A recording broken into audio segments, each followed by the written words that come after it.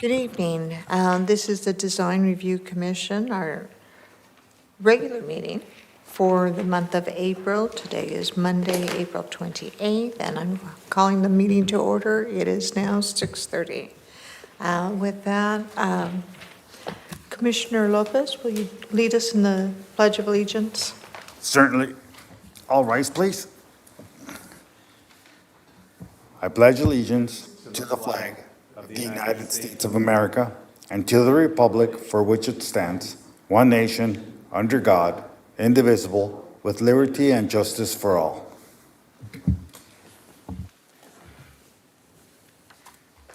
Thank you very much. Next, we will have roll call, please. Okay. Commissioner Tsang?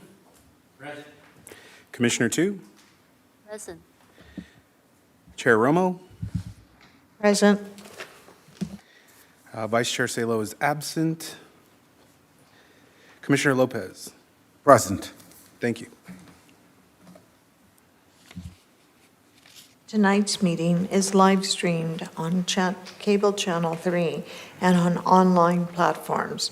To prevent any overlaps in comments, each commissioner will be called upon to speak.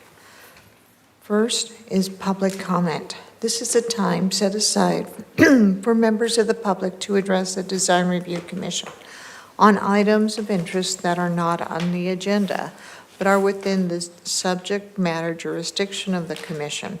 Pursuant to the Brown Act, the Design Review Commission cannot answer any questions or take any actions until such time as the matter may appear as an item on a future agenda. If you wish to address the Design Review Commission, please fill out one of the speaker cards that are available on the back table. Once completed, kindly submit the card to the recording secretaries. Speakers will be called to the podium one by one. Each speaker will be given up to 3 minutes to speak. Do we have any comments? No public comment at this time, ma'am. Great, thank you. Item number 2, consent calendar. All items under the consent calendar are considered routine and recommendations will be approved in one motion unless a member of the Design Review Commission or public requests separate discussion. Commissioner Lopez, would you like to pull any items for separate discussion? Not at this moment, thank you. Okay. Commissioner Tu? No, I don't. Thank you. Commissioner Tsang? No, I do not. Have we received any requests from the public to pull anything? Not at this time, ma'am. Okay.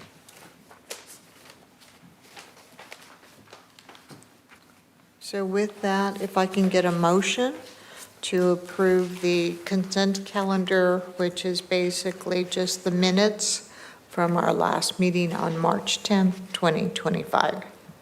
I so move. Okay. Is there a second? I second. Okay. Roll call, please. Commissioner Tsang? Yes. Commissioner Tu? Yes. Chair Romo? Yes. Vice Chair Salo is absent. Commissioner Lopez? Yes. 4 ayes, motion passes. Thank you very much. Next, we have a public hearing. And Sam, will you take it? Yes, thank you, Madam Chair, members of the commission. For the meeting tonight, there are 4 public hearing items, and copies of the agenda and the staff reports are available on the city's website at www.sangabrielcity.com, and also on the table that is by the entrance. If you wish to speak on an item this evening and are not the project applicant, please fill out a speaker card and submit it to the recording secretary, which is Damien, this evening. And speaker cards are also available on the back table. Please write down the number that you would like to speak on, and as mentioned, speakers will be called up one by one to the podium during the public hearing portion of each item, and each speaker will be given up to 3 minutes to speak. For each item this evening, staff will provide a summary of the staff report, followed by comments from the applicant, and then the public hearing will be open. After the public comment, the applicant is provided the opportunity to respond to the comments. And prior to the close of the hearing, the commission may ask questions of the applicant, staff, or the city architect. However, once the public hearing is closed, the opportunity for public comment has ended. And with that, Madam Chair, staff is ready to present item A. Thank you. Item A is 358-368-398, formerly 400 or 420 West Valley Boulevard, planning case number MSP 25-002, master sign program modification. Applicant is Diwu of Up Province Holding LLC. Presentation will be made by our planning manager. Yes, thank you, Madam Chair, members of the commission. This application is for a master sign program modification. The subject property is located on the south side of Valley Boulevard and is located in the mixed-use corridor MUC zone within the Valley Boulevard specific plan area. The subject site, as mentioned, is on the south side of Valley Boulevard. To the east is New Avenue. To the west is New Avenue, and to the east is Abbott Avenue. And here is the zoning map, which shows the zone within the area. The green represents the mixed-use corridor zone.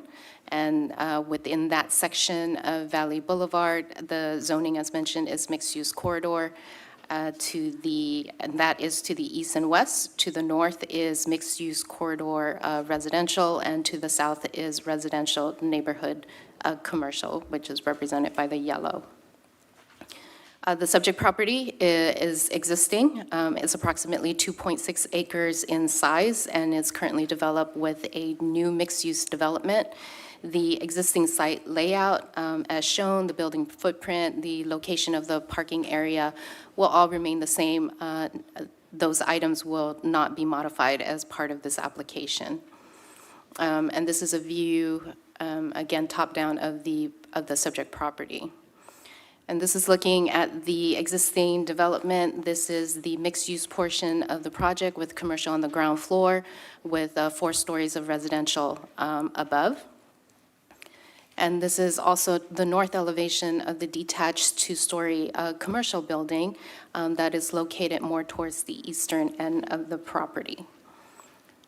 The application this evening, as mentioned, is a modification to the existing master sign criteria, and the only modification requested by the applicant is the location of the wall sign, and that is within the mixed-use section of the building.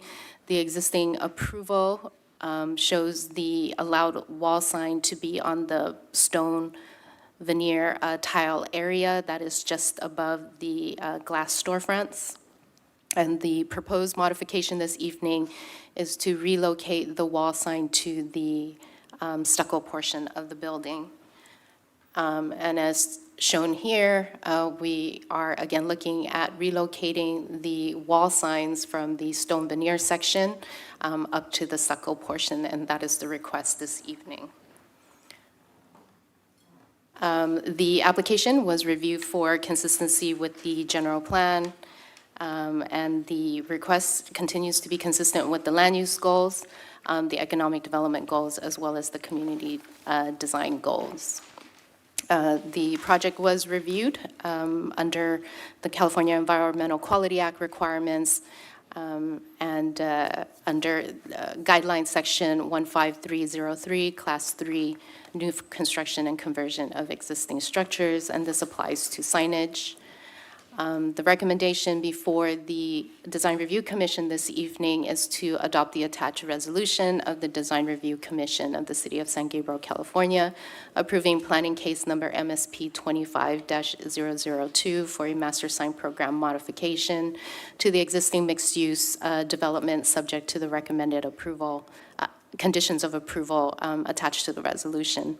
And this concludes staff's presentation. Thank you very much. So now it is time to see if any of the commissions have commissioners have questions for staff. Commissioner Tu, do you have any questions, clarifying questions for staff? Yes, I do have a clarifying question. So regarding the modification, it says the original sign was on the stone veneer surface. From this image, which portion is that? Is the dark black? Yes, it's a little bit more clear towards this back section. So it would be, So it's being moved up to the white stucco. the requested, yes, modification is to move the allowed signage to the stucco portion. I see. So pretty much the original approved fonts and size of the signage doesn't change, it will remain the same? That is correct. Convert the color to be black instead of white? The criteria currently allows for silver, black, and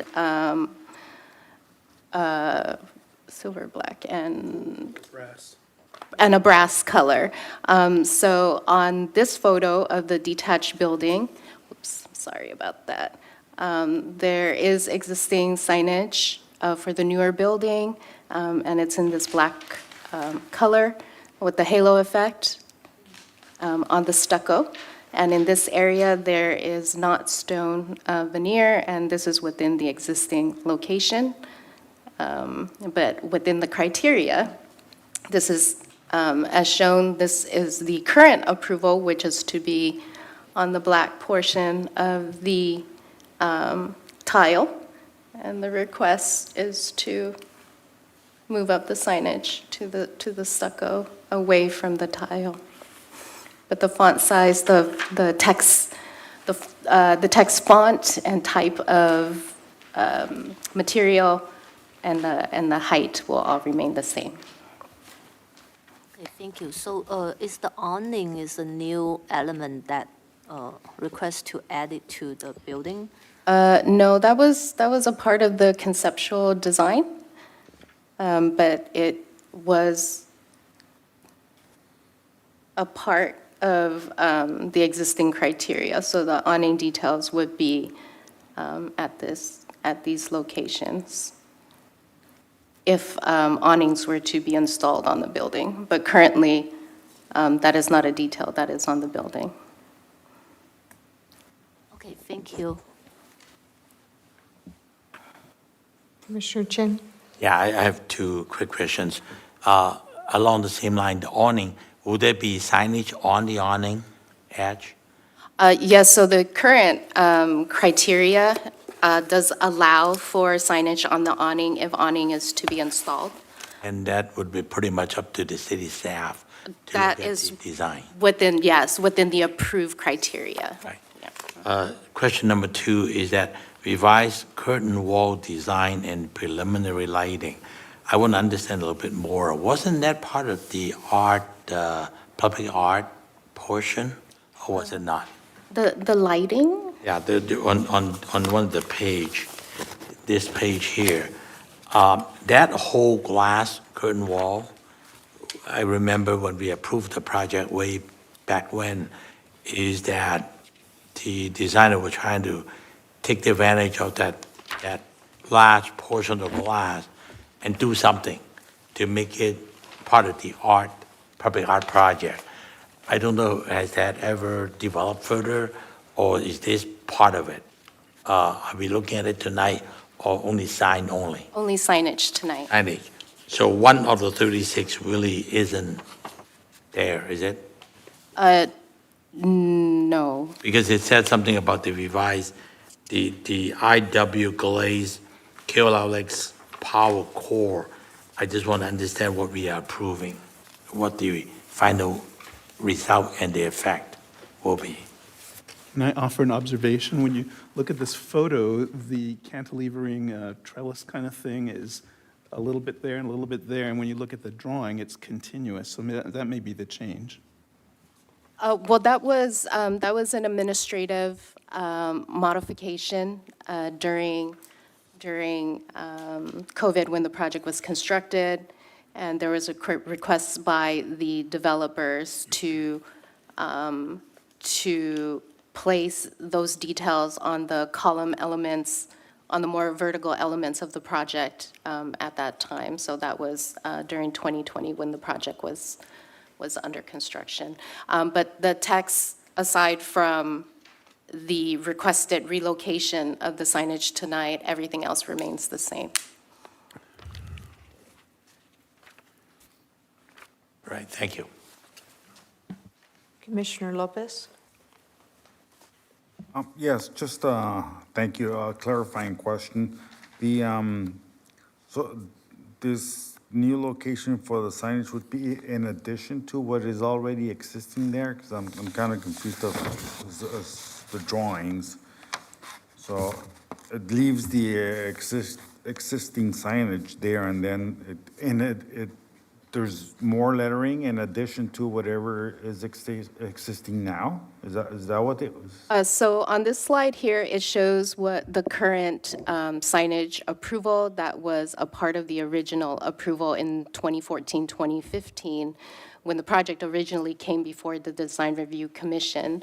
And the text that is shown on the black tile veneer, as well as the awning, all of that was approved as part of the original signage criteria, which is the current criteria that is in place. So it's not wall signs that have been installed, is if wall signs were to be proposed, these were the approved locations.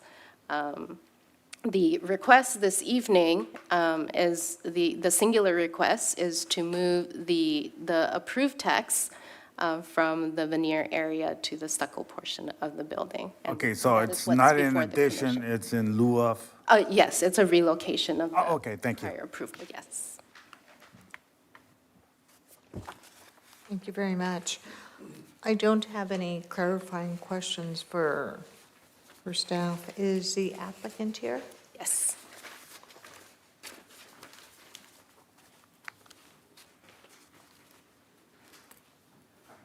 Hi. Would you please introduce yourself and kind of give us an overview of things that we haven't covered yet? Yes, so my name is Dee, and I'm representing the landlord province to provide some brief information. So the only request we have is to relocate the signage from the black tile to the white wall. That's the only request we have right now. Does anyone have any questions? Commissioner Tu, do you have any questions for the applicant? May I ask, what is the reason for the request of modification? Because the tenant says the white tile, the height is only 19 inch, and on the white wall, it will be like 26 inch height. So there's more space for them to put the signage on it. Thank you. Commissioner Tsang? I just want to clarify that, so the size, font, and everything else will still remain the same, it's just the location change, right? So I follow that, so that's fine, that's all I need, thank you. Commissioner Lopez? No, everything that I had was clarified, thank you. I don't have any questions for you either, so, but thank you very much. I've driven by this project several times, and it's a nice project. I wasn't on the commission. Raymond, I think you're the only commissioner who was on the commission at that time when the project was approved, but I want to compliment the design team because overall, it's a huge addition. If you've been in San Gabriel for a long time, you may remember that used to be a car salvage place, and it's a huge improvement, and I think the neighbors appreciate that as well. Thank you, it was a long process, I remember we gone through a couple different design submissions until we finally get to this one, and it developed and it happened. So we just want to help them to make sure the project becomes successful. That's important at this time. Thank you. Do we have any members of the public who'd like to speak on this item? No public comment at this time, ma'am. Okay, it is now 6:50 PM, and the time for public comment is now closed. So it's now our time to deliberate and discuss this application. Commissioner Tu? Yes, initially when I look at the presentation package, I wasn't sure what was the scope for tonight's discussion. And then we have a good presentation from planner, and I mean, the request is relatively simple and reasonable. I don't see any problem with approving it. Yeah, thank you. Thank you. Commissioner Chang? Yeah, I guess I said earlier, during the original process of approving of this entire large project, a fair amount of time and effort was put in between this commission and the applicant. And I'm glad we get to where we are. Project is finally built, and it's a final finishing touch. So what's requested is reasonable, and I think I can support it. Thank you. Commissioner Lopez? No, it's pretty straightforward and just a minor location in my view. So, I think it's a nice thing to do. Thank you. I have to compliment the team because I think for readability, putting them above on the white area, it would be much easier to read if you're, driving by, seeing it, going online or whatever, looking at the image. The signage would be much easier to read being up on top. And you're still confined to all the other standards of size and fonts and treatment of the signage. So I think it would be the cherry on top to try to get all leased up. I don't know if you'll have the tenants that are shown here in your application packet. We don't have that much cachet in San Gabriel, but I do think as far as inspiration is concerned, it's a nice presentation. I think it'll go well. So with that, if there's a motion to approve this, that'd be great. Let me go give it a try. I'd like to move to approve planning case number MSP 25-002, master sign program modification as presented. I second. All right, Commissioner Chang? Yes. Thank you. Commissioner Tu? Yes. Thank you. Chair Romo? Yes. Commissioner Lopez? Yes. 4 ayes, motion passes. Oh, sorry, also Vice Chair Salo is absent. Thank you very much, and congratulations. Want to see this ready to open with great retailers. Thank you. All right. Now we have our next item is item in B, 1326 South Palm Avenue, planning case number PPD 22-010, precise plan of design, applicant Andy Yu, and Marlon Cervantes will be doing our presentation tonight. Thank you. Thank you. Good evening, Chair and members of the Design Review Commission.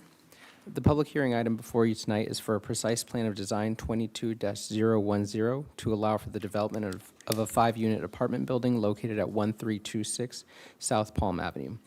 The proposed project was originally considered by the DRC at the February 24th, 2025 meeting. The DRC continued the item to a date uncertain, citing concerns relating to a lack of detail, inconsistencies between the plans and the renderings, window height, and a lack of landscaping on the rooftop decks. The applicant has provided a revised set of plans provided as attachment B, addressing the DRC's concerns. The project site is located on the east side of Palm Avenue between Wells Street to the north and Newby Avenue to the south. The subject property is located in the R2 zone and is neighbored by R2 zone properties to the north, south, and west, and R1 properties to the east. The proposed project is for the construction of a 5-unit apartment development and a detached ADU on a property measuring 20,526 square feet. The 5 apartment units are being proposed in 2 separate buildings, each of which will be 2 stories in height with private roof decks. Each of the 5 units will measure between 1,904 square feet and 2,009 square feet and will also feature 2-car garages in addition to 2 guest parking spaces. The proposed project has been reviewed for compliance with the San Gabriel Municipal Code development standards for the R2 zone and meets all of the requirements, including density, lot coverage, building height, setbacks, and open space. The buildings are each designed in a Spanish style of architecture, similar to more traditional style buildings found throughout San Gabriel. Staff and the city architect have reviewed the proposed design and have found it to be consistent with the city's residential design guidelines. Each of the 2 apartment buildings in the proposed ADU will be clad in smooth stucco finish, painted in a hacienda color.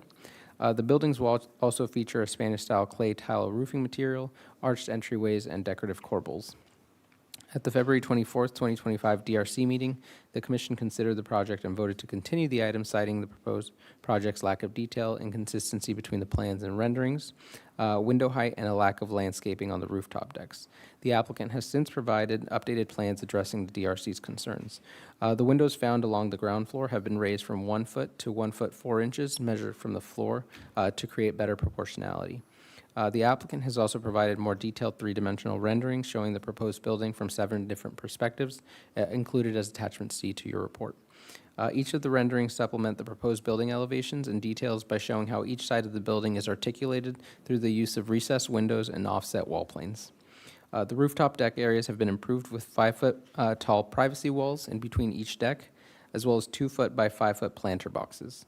The privacy walls will be finished with smooth stucco with a 3-inch foam cast molding and decorative Spanish-style accents to maintain consistency with the building. The proposed project will feature new landscaping incorporated throughout the property, which will include a total of 28 new trees, including 3 24-inch box California cedar trees, 2 36-inch box desert museum trees, and 23 24-inch box Zuni trees. In addition to the new trees, the entryway and the streetscape of the project site along South Palm Avenue will feature a variety of low water usage plants, shrubs, and ground cover material, and walkways composed of pervious pavers. In addition to the new garden, the remainder of the project site that is not occupied by the building footprints, walkways, driveways, and guest parking spaces will also be fully landscaped. The setback areas along the southern and eastern property lines will feature landscaping consistent with what is found along the front yard. The proposed ADU will also feature substantial landscaping along 3 of the 4 sides. The general plan land use designation for the subject lot is medium-density residential. This land use designation allows multifamily residential development in areas zoned R2. Additionally, the proposed development meets the housing goals 2.1 and 2.2, as well as community design goals 10.1 and 10.4 of the City of San Gabriel General Plan. The project was reviewed for compliance with the California Environmental Quality Act, and it is exempt from the requirements of CEQA per guidelines section 15303, class 3, for new construction or conversion of small structures, which applies to duplexes or similar multifamily residential structures totaling no more than 4 dwelling units. In urbanized areas, this exemption applies to apartments, duplexes, and similar structures designed for not more than 6 dwelling units. The item was noticed at the project site, advertised in the April 17, 2025 edition of the San Gabriel Sun, and a notice was sent to all property owners and tenants within the 300-foot radius. Tonight's agenda was also posted at City Hall, the Post Office, and the Public Library. With that, staff recommends that that the Design Review Commission adopt a resolution of the Design Review Commission of the City of San Gabriel approving planning case number PPD 22-010 for a precise plan of design for a 5-unit apartment development at 1326 South Palm Avenue, subject to the recommended conditions of approval. That concludes the presentation. Thank you. Before I go to our commissioners for clarifying questions, I'd like to go to our architect to see if he has anything he'd like to add to this. Thank you, Madam Chair. So I have had the opportunity to review this project 7 times. And the last review, I think that they complied with the requested items. What they have done was there's more 3-dimensionality to the building. There's more pop-outs, more detail with corbels below some of the pop-outs. The front elevation, we've reproportioned. We've moved a window down. We moved the porch up so that there's better proportionality. There were some inconsistent details, and the details now have been corrected and refined so that they reflect what you're seeing here. So I think they have done what you've asked.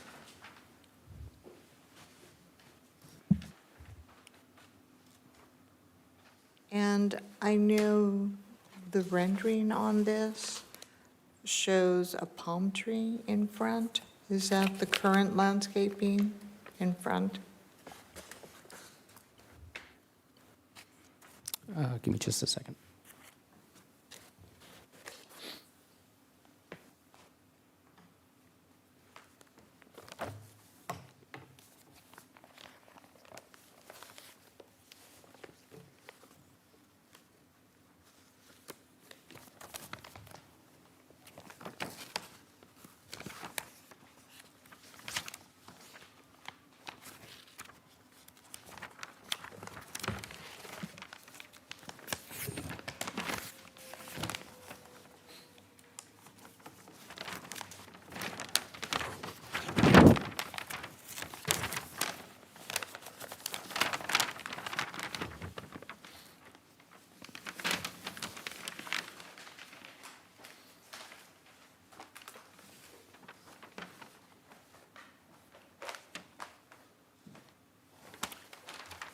I don't recall if the palm tree is there currently, but the landscape plan does not show a proposed palm tree in that location.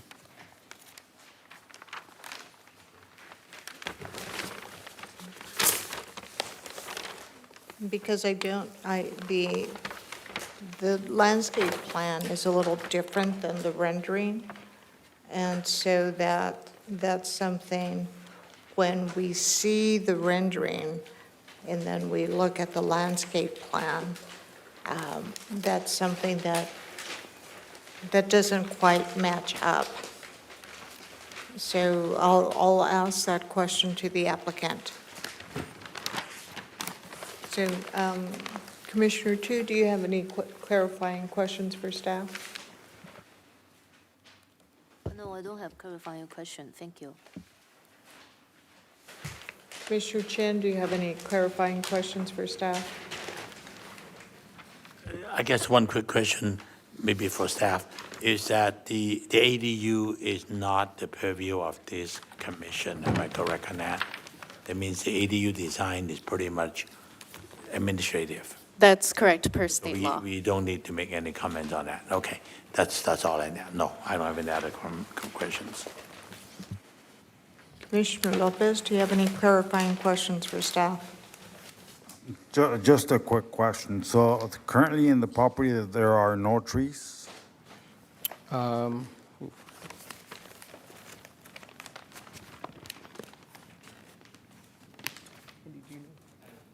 No, you don't recall?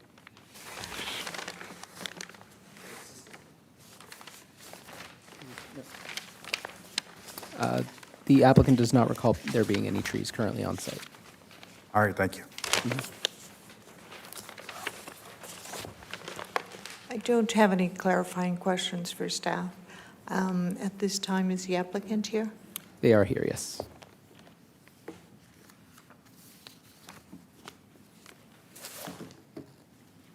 Hi, my name is Andy Yu. I represent the owner for the project. I would like to reply any questions that you guys have. Do you have anything to add to the presentation for the commission tonight? No, but regarding the palm tree, if the commissioners think that will add the beauty to the project, that we can revise the landscaping plan to add a tree on it. Okay, all right. Commissioner Tu, do you have any questions for the applicant? Just need a clarification of the palm tree. You said the palm tree on the rendering does not match the landscape plan. You're gonna revise the landscape plan, or what versa? Actually, we would like to follow what the landscape architect proposed. Oh. I think the guy that did the rendering just add that as. So it will be like 3 trees in the front Right, yard? it will be more than just a palm tree. Okay, so that's that. And I do have a question. Have you provided a material board for the project? I think it's on one of the page that has the material.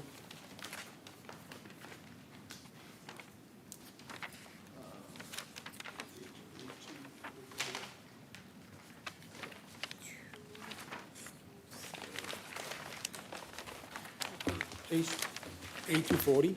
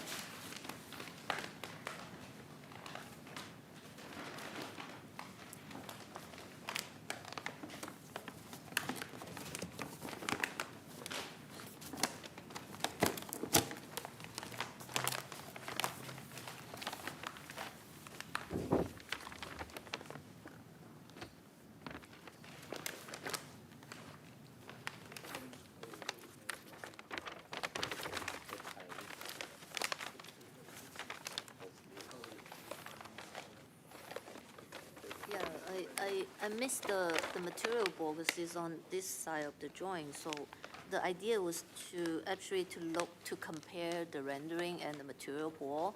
Because in the past, we actually had like a lot of discrepancy between the visual presentation of the project versus the material being selected. So yeah, that was the idea. So I would take a look at it. Yeah, thank you.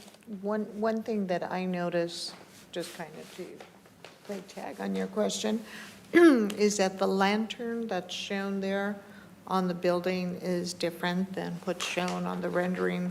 The ones on the rendering they look a little bit more modern and stylistically.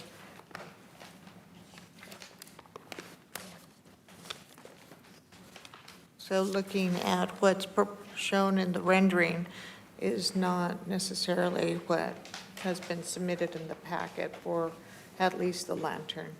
Yes. Okay. Okay, well, we'll come back to you. Commissioner Chen, do you have any questions for the applicant? No, I don't have any further question, no. Commissioner Lopez, do you have any questions for the applicant? No question. I was just a little confused on, you are putting the palm tree or you are not, as the rendering shows?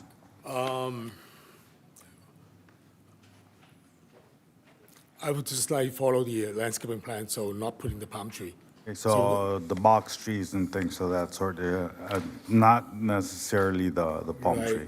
unless the commission would like us to act on it. No, I'm just asking, I'm trying to clarify.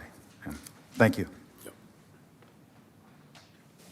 I believe this is just my opinion, that the landscape plan that was provided in the packet is definitely more complete and would be more complementary to any building constructed on the site and would be more beneficial to the neighborhood and add beauty. I do have questions. Your plans show landscaping on the rooftop in the planter boxes. However, there's not a legend there, and I didn't see anything on the landscape plan referring to the planter boxes. Can you specify if you're planning on planting something on the rooftop garden, or are you just providing the planter boxes? Well, we're just providing the planter boxes for the tenant, so they can plant their own plant there. Okay. Yeah. All right. Thank you.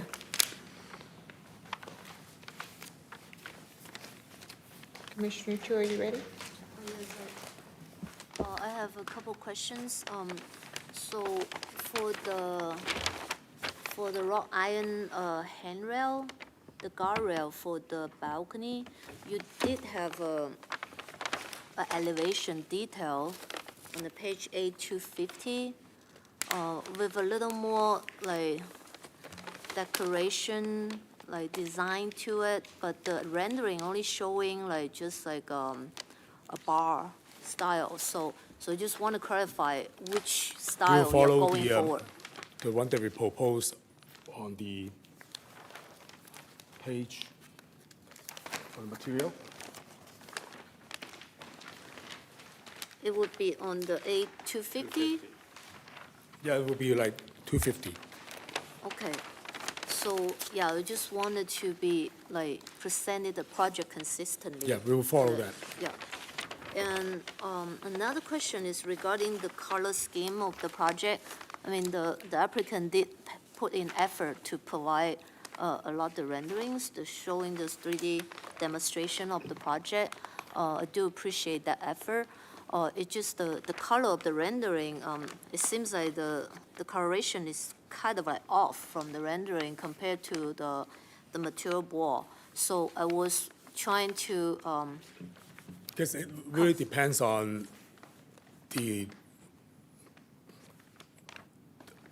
quality of print and quality of the projector. Because from this screen and that screen, they look different color. because this color seems a bit more orange than the one you Right, picked. so it here. depends on the resolution of the screen of Okay. or your projector or for the monitor. Yeah, so that's why we do prefer we'll- to have an actual material that is being selected so that we can avoid the confusion caused by the quality of the image. So we'll be more true to the material board that proposed on 240. Okay. I do personally prefer the color in the material board than the one on the rendering. Right. So if it's like towards to the material board, I don't have It will problem be true with to the that. material board. And what is the color of the garage door? Because it didn't show the garage door, it only shows the front door. The garage door will be similar to the front door color. It'll be like color like rich mocha. Okay, I think we do need to make a note on that, because that is a major elevation element on the elevation. So another note is actually what Chair Romo brought up, the lighting fixture seems different style than the one is presented with the spec sheets. We'll follow whatever we propose on the material board. Okay, so we pretty much would follow the material board instead of the rendering. That would be, okay, so that would be the guideline. Okay, that's my question, and that's it, thank you. I do have a follow-up question regarding the railings. So, you have these little Juliet balconies, and then you have also railings up on the rooftop. So the rooftop railing will match what's Of course, the Juliet, so that it'll Will be be more consistent. decorative than just bars, is that correct? yes. Okay, thank you. Any more questions for the applicant? Okay. Any public comment, Damien? No public comment at this time, We ma'am. have one woman raising her hand. Do you have a card? No, I don't. I just suddenly, I think when you guys talk about the palm tree, 11 years ago, the palm. I'm sorry, ma'am, can come you to the come front up and to the speak? podium? Yes. Do you want her to announce who she is? Yes.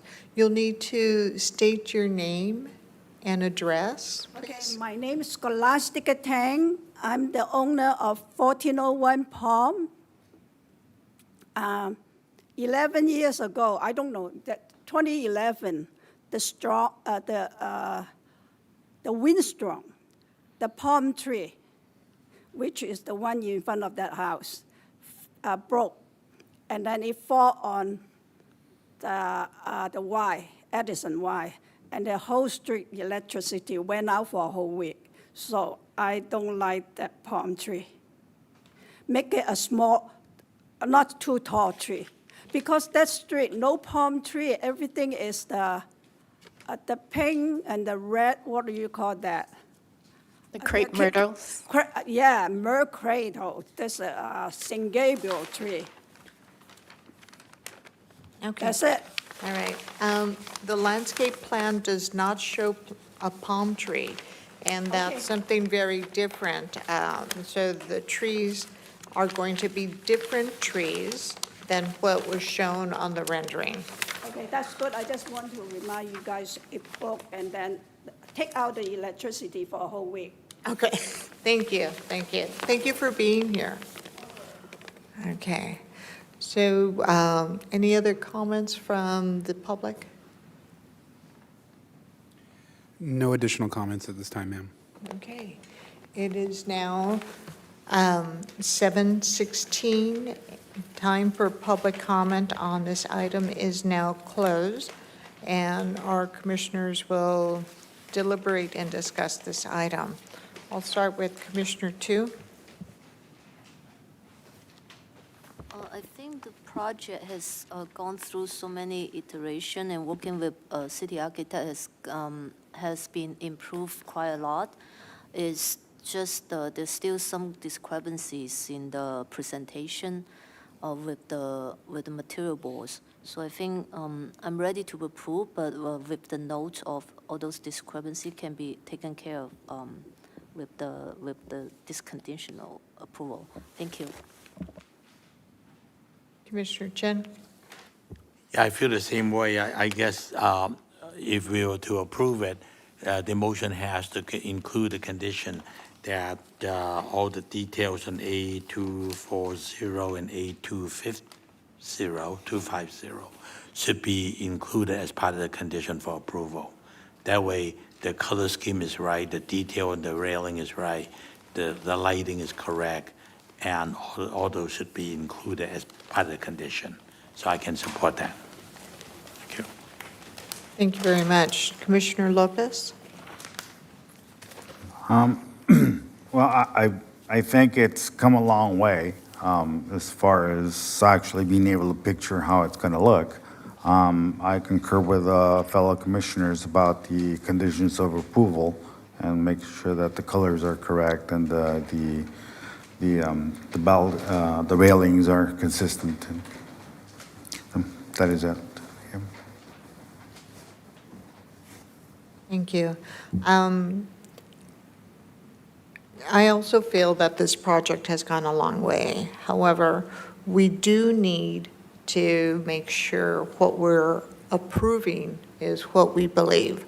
The renderings show one thing, the application is something else. So with that, I'm going to run down the items that we're looking at. So we need to make sure that the items on the project are what are listed in the renderings, not the rendering here, but in the packet that we received with the correct colors for the garage door, the lantern that's shown in the packet, not what's shown on the rendering. We want to make sure that the paint color of the building is what's shown, and the trim color, what's shown in our application here.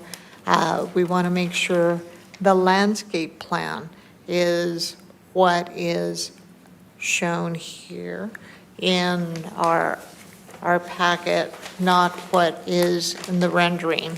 I think those are the main things. Did I miss anything? The handrail detail.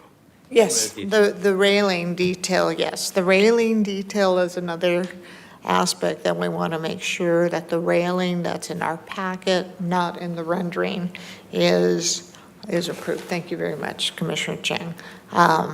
With that, is there a motion?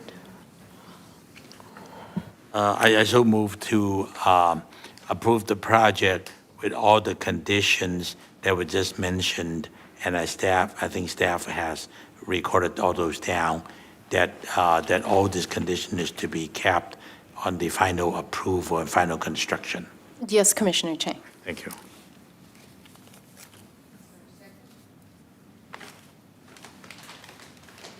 Second? Roll call, please. Commissioner Chang? Yes. Thank you. Commissioner Tu? Yes. Thank you. I'm going to try something a little different. I'll skip you this time. Vice Chair Salo is absent. Commissioner Lopez? Yes. Thank you. Chair Romo? Yes, Okay, 4 ayes, motion passes, and 1 absent. thank you very much. Good luck, and we look forward to seeing the project built with the details that are shown in the application. Okay.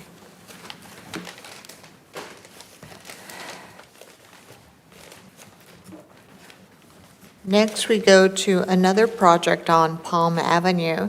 This is 1008 South Palm Avenue, planning case number 026, site plan of review. Applicant is Andy Yu. And Samantha, you're going to be giving us this presentation. Yes, thank you, Madam Chair and members of the commission. The subject property is located on the east side of Palm Avenue, 3 lots south of the southeast corner of East Fairview and South Palm Avenue. The subject property is approximately 7,500 square feet and is currently developed with a 621 square foot, 1-story, single-family dwelling with an attached garage. This is a front view looking east of the subject property. The property is zoned R1 single family and has a general plan designation of low-density residential. And to the north, south, east, and west are other R1 zone properties. The proposed project before the commission this evening, it's a proposed 2-story new single-family dwelling, 2,000 square feet, 2,268 square feet single-family house. The first floor will be approximately 1,300 square feet, while the second floor will be approximately 964 square feet with a new attached 2-car garage behind the new 2-story dwelling. And the existing single-family house that's located at the rear will be converted to an accessory dwelling unit use. And again, per state law, the accessory dwelling unit, the ADU, is reviewed ministerially by staff at the counter and is not a part of the commission's review this evening. The proposed architectural style of the dwelling is minimal traditional style. The design was reviewed by the city architect as well as city staff for consistency with the design guidelines for a single-family home, including design principles for shelter, balance, integrity, detail, substance, transition, character, and sustainability. The proposed materials, we do have that here. It includes a white stucco smooth finish. The roof will be a hip roof style with the light gray roof tiles. The windows will be bronze frame, single hung, and the base will include a beige ledge stone veneer. The table here shows the development standard for the proposed project with height, floor area, and lot coverage. It will be less than what is allowed in the R1 zone at 24 feet instead of 28, at 30% lot coverage, FAR instead of the 35, 28 for the lot coverage as opposed to 35. The setbacks for the front and the sides and the rears will be greater than the required minimums, and the parking requirement does meet the required parking. As required by the code, the property was analyzed within the 300-foot radius for other 1- and 2-story properties, and within the radius, there are currently 7 properties that are developed with 2-story homes. The project was reviewed for consistency with the city's general plan for a low-density project, and the project is consistent with the housing goal as well as the community design goals. The project was also reviewed per the California Environmental Quality Act, CEQA, under Guidelines 15303, Class 3, again for new construction and conversion of small structures for a single-family house. Notification of the meeting was provided, mailed to properties within a 300-foot radius, posted at the subject property, posted within the San Gabriel Sun, and the agenda was posted at City Hall, the post office, library, and the city's website. The recommendation before the Design Review Commission this evening is to adopt the resolution of the Design Review Commission of the City of San Gabriel, California, approving planning case number SPR 23-026 for a new two-story single-family home with an attached garage at 1008 South Palm Avenue, subject to the recommended conditions attached to the resolution. And this concludes staff's presentation. Thank you very much, Sam. Before I go to clarifying comments, I'd like to once again go to our architect, Ron, to see if you have anything to add to this before we have any questions for staff. Thank you, Madam Chair. I had the opportunity to review this project 3 times. There were some notable things, like, for instance, as you have pointed out, double front doors on a small house are too large, so we recommended a single door with side lights, and they did that. There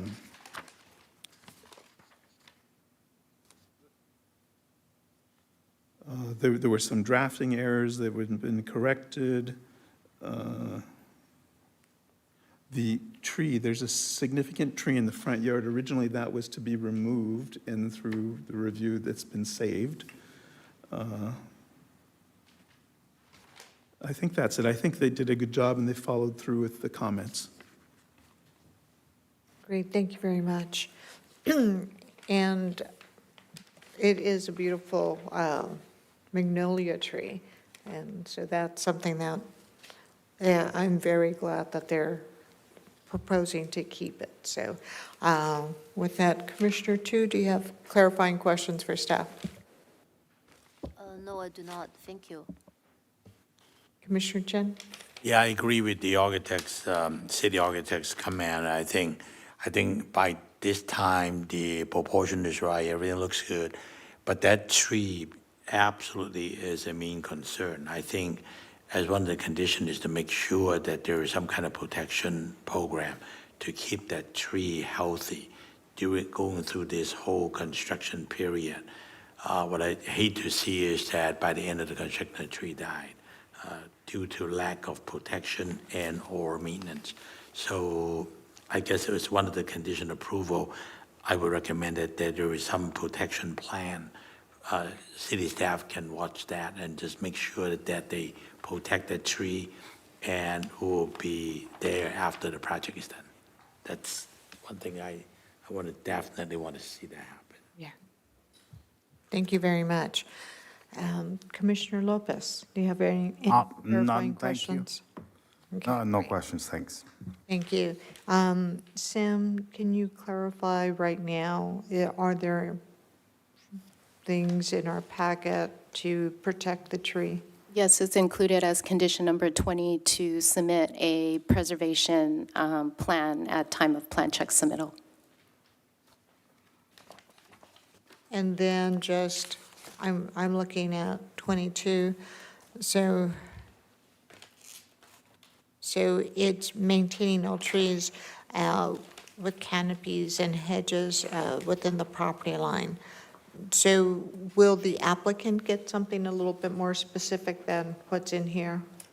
Yes, as part of the city's landscape architect's comments during plan check, more details will be required. Okay, all right, because this is a little vague, so we want to protect the trees, so we need to definitely be specific on that. Thank you very much.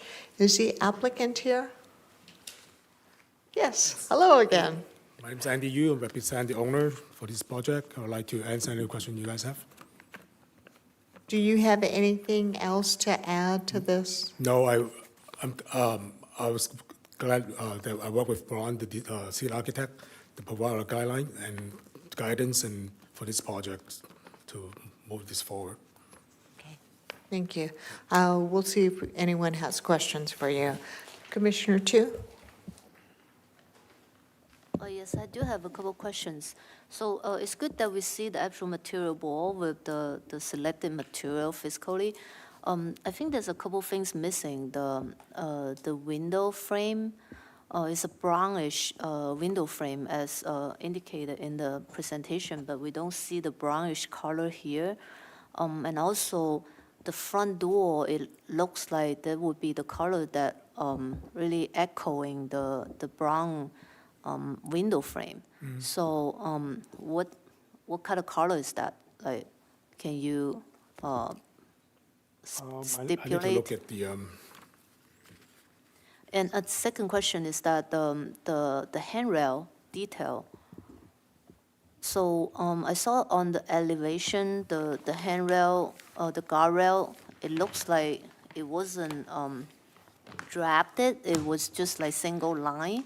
And here it looks like a really thin metal bar with like a white handrail portion. So I just want to clarify the materiality and the actual detail.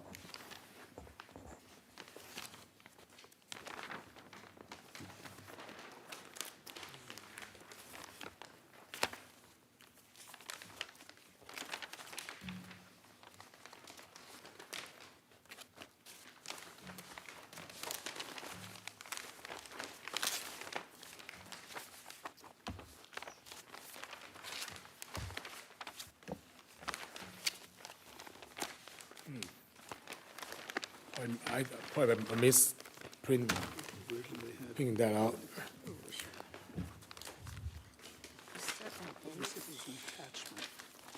So it would be here.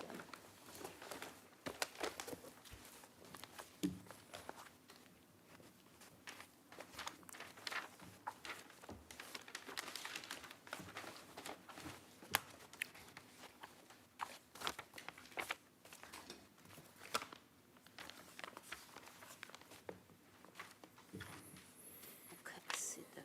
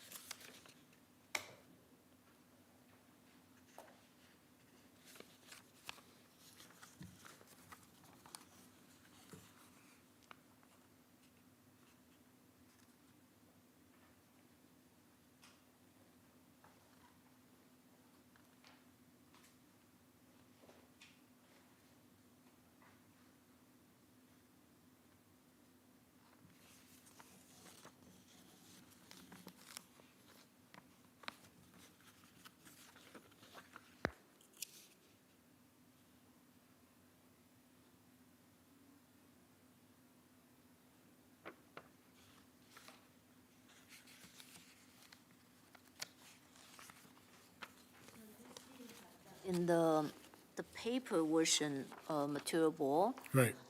the Milgar style line bronze vinyl window. Right. So that appears to be pretty, like black. So is that, just want to confirm with you, would you, is that the material you're selecting, and how about the front door? The front door, we will try to match the, probably the facial board color better. I think it will be, Facial will be board. like, more like gray color, So the ankle gray, yeah. okay. So it's pretty much, it's like more towards like a cold tone instead of the wood color. Okay. All right, so I guess that needs to be in the record. Okay. That it deviated from the rendering quite a bit. Okay. Oh. hmm? The garage door. Right. The garage door was the Will be color, the same color as the front door. so you would match that, right? Right. Okay. And also, the next question was about the railing. So what is the railing detail? And what's the color of the handrail? The wedding of the color will be anodized black. The guardrail is black Yeah. on your rendering, but the Well, it will be- handrail, it looks like white. Is that, No, it will be black as well. I think the So it will guy be that all did black? All black, yes. so is all like a wrought iron? Right. Okay. Okay, that's all my question. Thank you. Thank you. And you can see where, if the renderings show one thing, Right. there are some questions here. Commissioner Tsang? Yeah, I'm going to go ahead and stay on the landscaping portion because I tried to understand the landscape plan L1. It did say that maintain one existing magnolia tree to remain, and also says existing turf to remain. With the amount of construction going on, I don't think that turf is going to live at all. So you're gonna need to put in new turfs per your new landscape plan. But I worry about that magnolia tree on both the trunk and the canopy. So I guess the city requirement is pretty general. But I think in order for these things to be safe, we need to have either an arborist or a landscape architect that come up with a protection plan, meaning maybe have the chain link fence protecting the trunk during construction. There's always 6 to 9 months and a lot of abuse with the concrete pouring of the foundation, the walkway. It could get damaged to the point that it could kill the tree. So I just want to make sure that staff will see to that get done to protect the tree. The rest of them, I agree with Commissioner too, because sometimes the rendering try to make it attractive, but the coordination between the detail of the material board and the rendering, a lot of times are not there together. So I appreciate the board because it shows the actual color and identify what company, what name, what number, so that's good. But the rendering should really truly reflect that, so we can approve it with a better understanding how we find it looks like. So that would be good. So make sure you do that from now on. In the project, come in, don't do a white fence and say you want a black fence. That's what it shows right there. It's a white gate, and you said you want black. So, and then you show a black rather than look like handrail, guardrail, and so that's different. And when we approve that, when you finish it out in the field, planning staff will go out there and approve the project, and if it's not consistent, they may reject it, then you get a lot of headache. So make sure, as a designer, you should be consistent and coordinate all these efforts to get it done right. I agree. Thank you. Before we go to Commissioner Lopez, Ron, you have another. I just noticed something I missed, that in the architectural site plan, that front walk wiggles around the big tree, and in the landscape plan, it goes straight. So I want to make sure that tree is protected.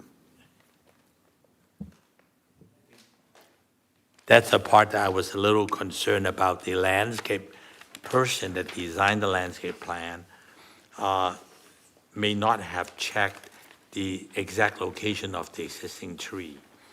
So they just design whatever it is. And if that walkway is right in the middle or inches away, it would definitely damage the root system.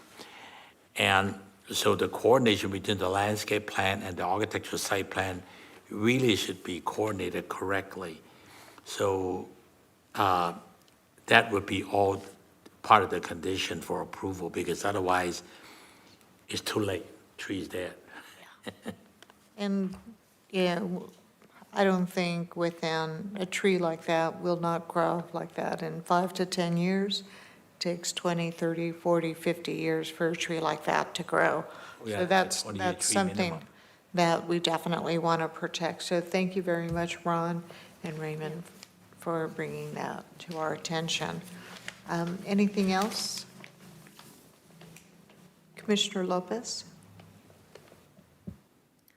No questions for applicant. Thank you. Thank you. I have a basic comment on just the overall design of the project. When we look at the homes adjoining to it and your renderings, you can see the actual homes. They are a very simple style, and I think this building, the way it's presented, will fit the neighborhood in replicating that simple minimalist style that was done in the 40s and the 50s. So I think just that overall concept, wanted to, acknowledge the effort that was put into designing this and making it fit the neighborhood. So that's it for our comments with you. Do we have any public comment from the audience? Any cards submitted? There was only one card submitted. However, the gentleman has already left. He just wanted to see the site plan. That was John Eccleston. He had just expressed concern for the tree's preservation. I believe his concern was satisfied once he saw on the site plan that it was to be saved. Okay, and hopefully he also heard our comments that want to definitely make sure that tree is preserved, and we've discussed ways to mitigate any damage to the tree. Hopefully, but he did leave before the presentation. I know. Thank you. But there's online. And if he reads the minutes, we acknowledge that.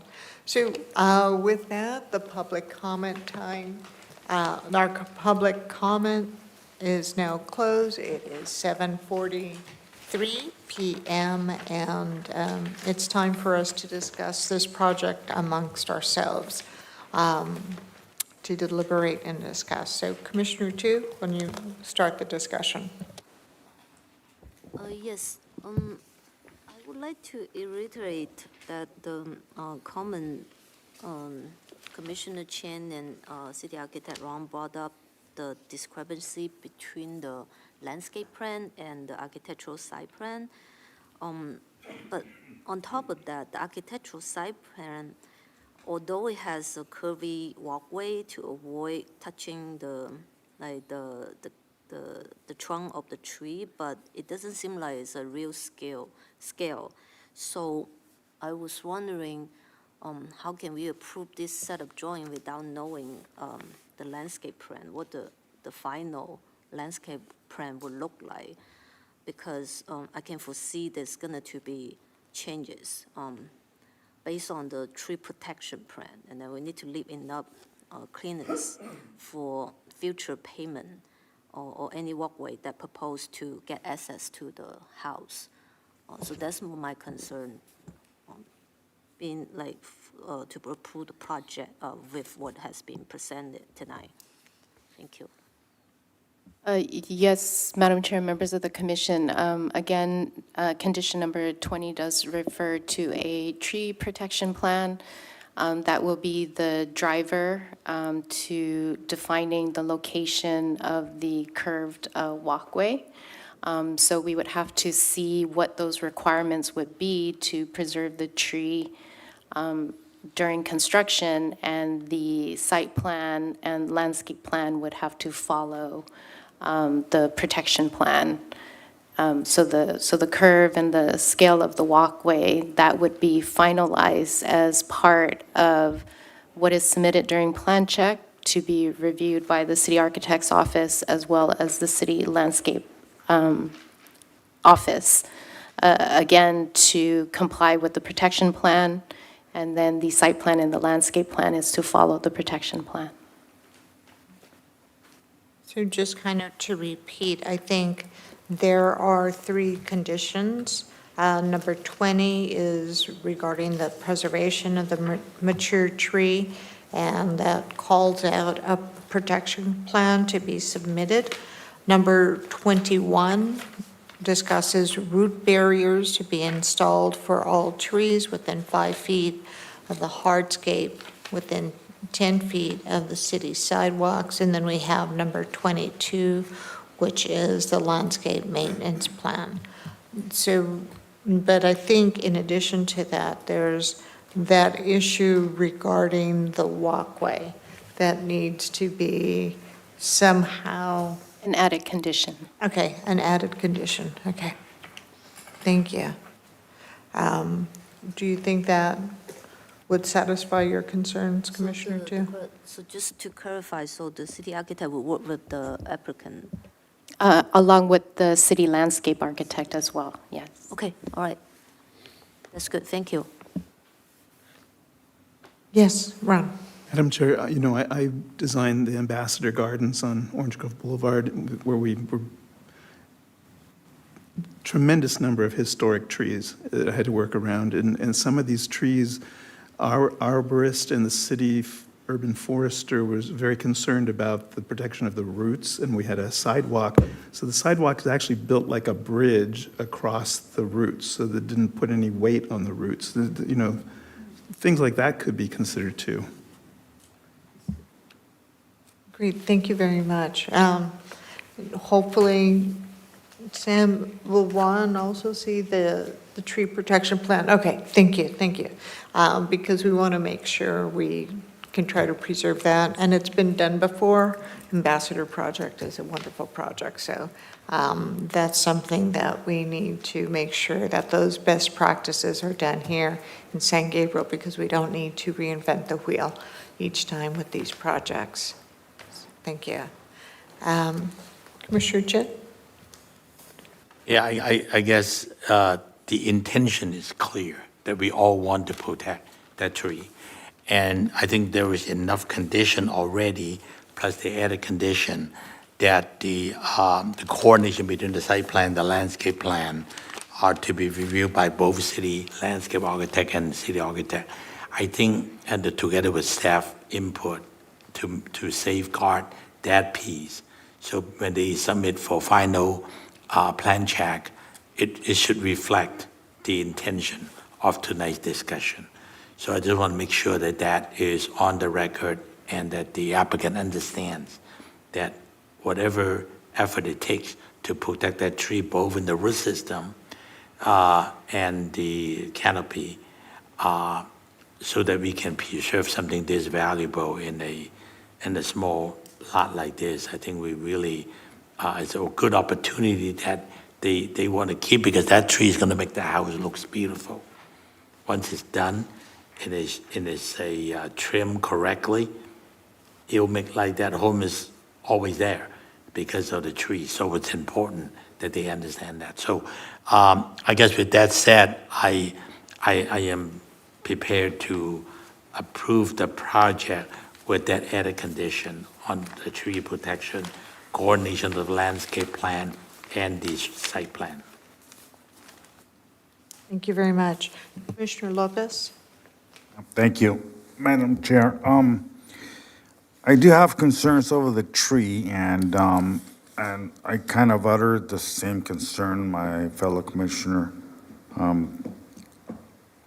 uttered, to the extent where there is no real plan in the plans to how to conserve the tree.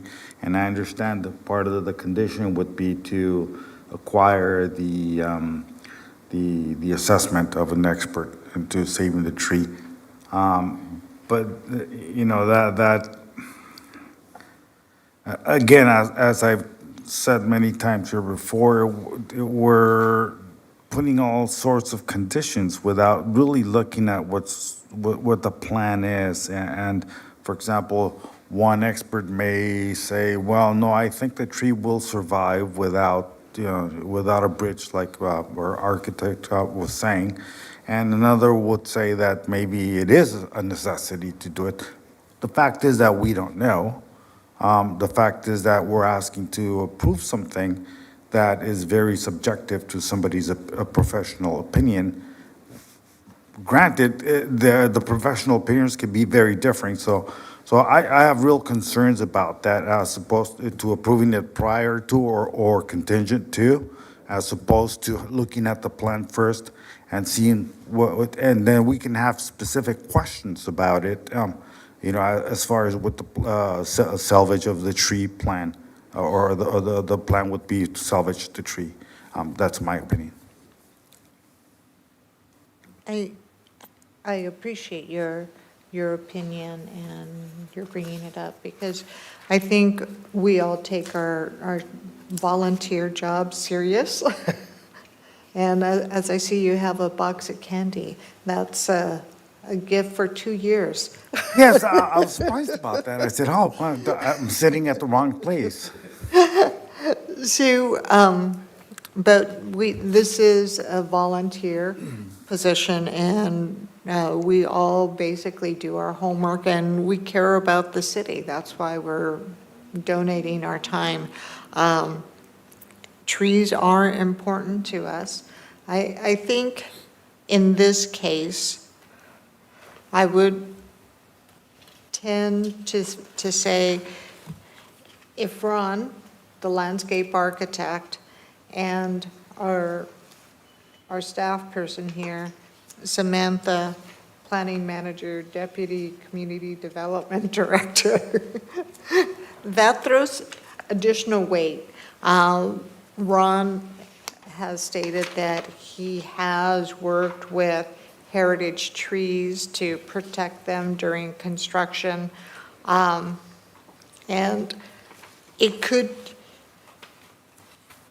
it's not a horrible project, and this can be done, and we could move this project forward. Let me ask you a quick question.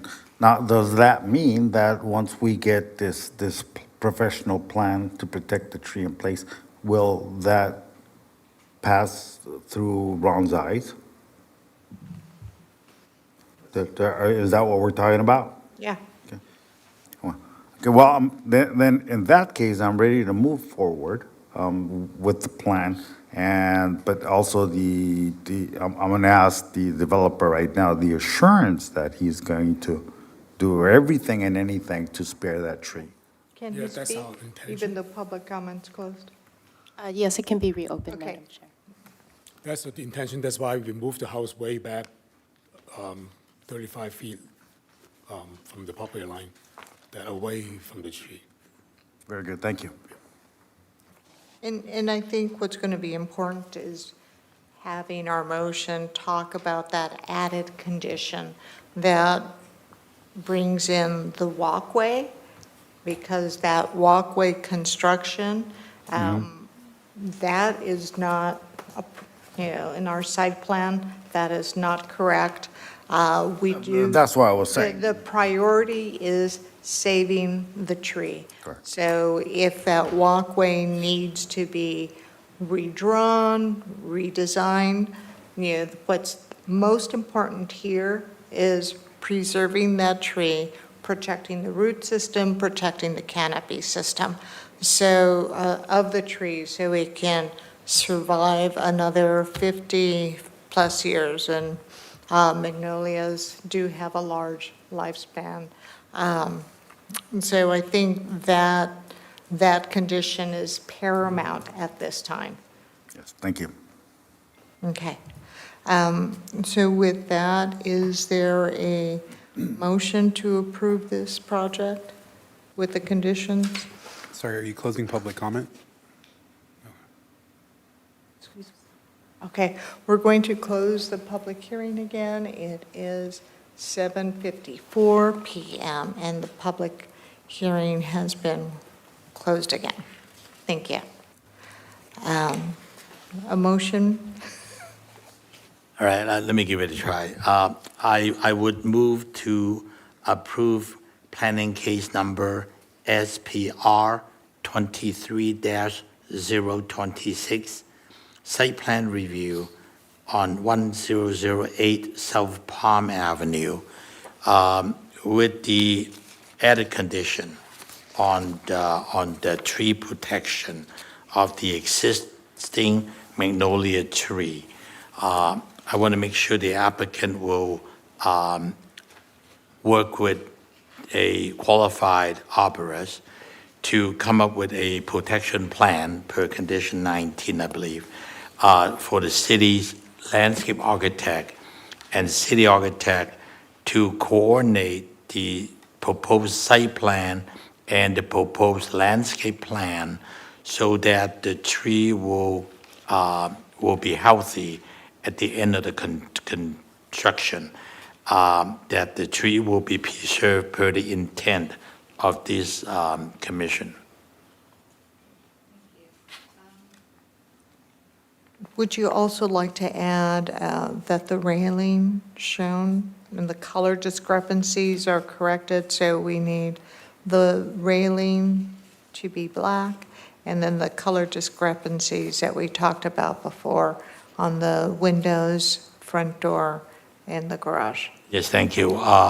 Also, as one of the conditions also to add is to make sure that the what was presented and questioned and answered to be incorporated into the final development as to color, design, and per the applicant's response, rather than the renderings showing. So that would be one of the conditions also. Thank you. Thank you very much. Is there a second? I second. Roll call, please. Commissioner Chang, Yes. Commissioner Tu, Yes. Vice Chair Salo is absent, Commissioner Lopez, Yes. Chair Romo. Yes. 4 ayes, motion passes. Great. Thank you very much. We really do take trees into consideration, and we want to look forward to this project being completed and the magnolia tree being healthy after construction.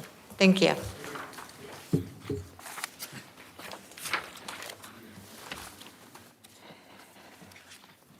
Okay.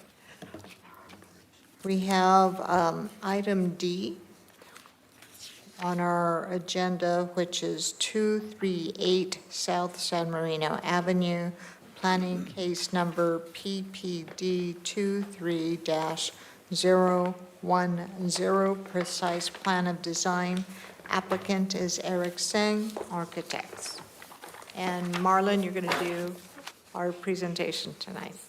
Yep. Okay. Good evening, Chair and members of the Design Review Commission. The public hearing item before you tonight is for a precise plan of design to allow for the construction of 5 residential condominium units at 238 South San Marino Avenue, planning case number PPD 23-010. The project site is located on the east side of South San Marino Avenue between Wedgwood Avenue and West Broadway and is currently developed with a 1,762-square-foot single-family residence. The subject property is Zone R3 for multifamily residences and is neighbored by R3 zone properties to the north, south, and east, and R1 properties to the west.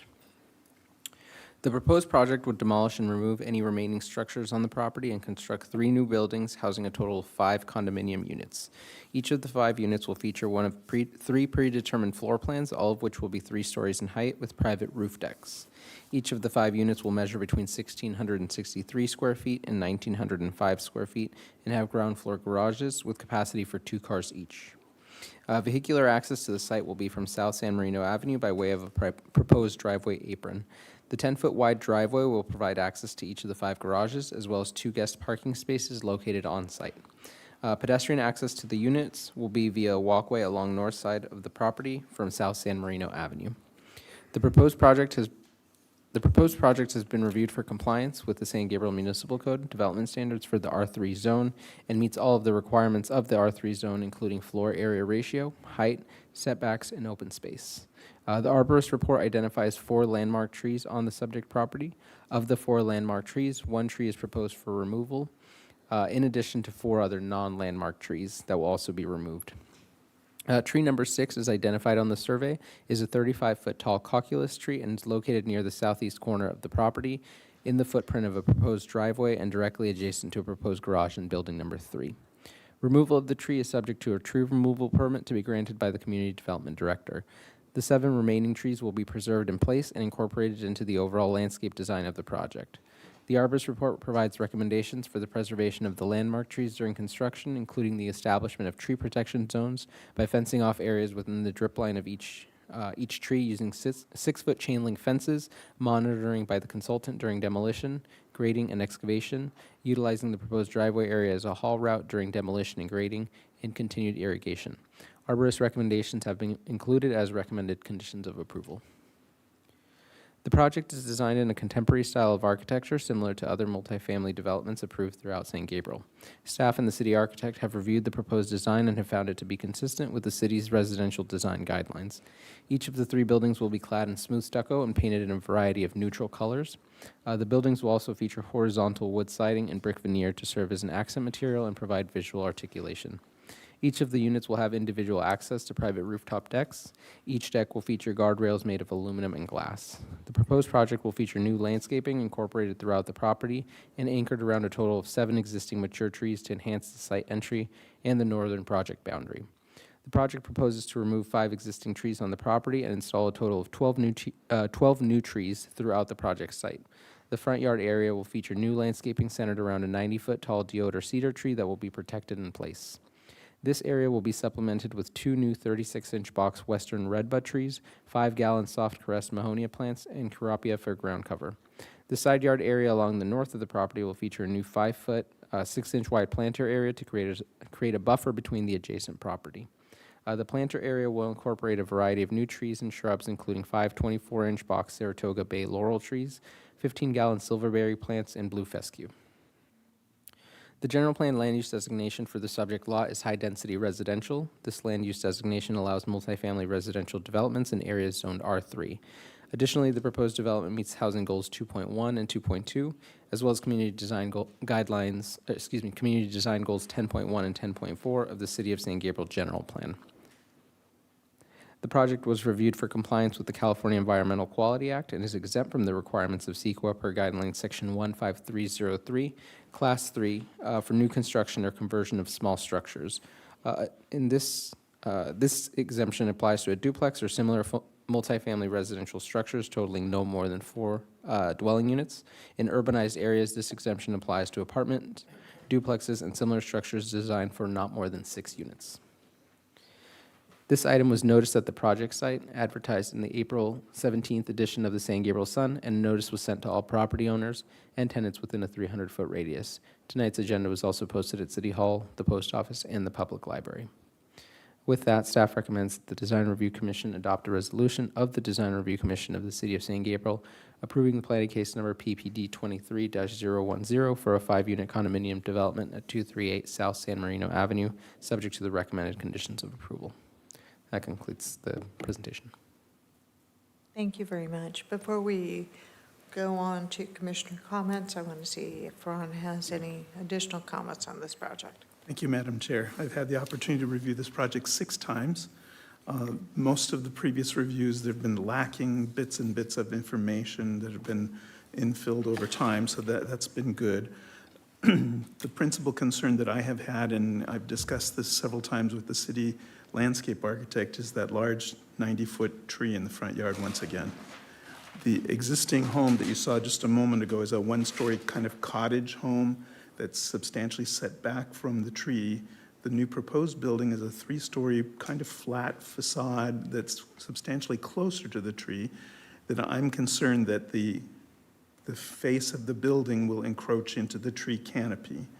And additionally, the tree canopy on that side of the tree is kind of sparse.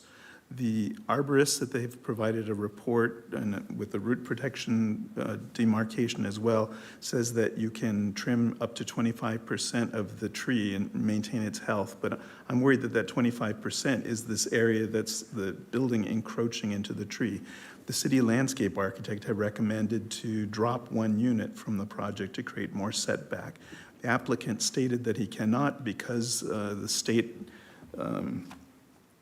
SB 330 says you cannot reduce a project by more than 20%. However, reducing by 1 is 20%, and 2, they never provided an SB 330 application, so that doesn't even apply in this case. So the city landscape architect and I are both mostly concerned about that tree and the proximity of the building to the tree.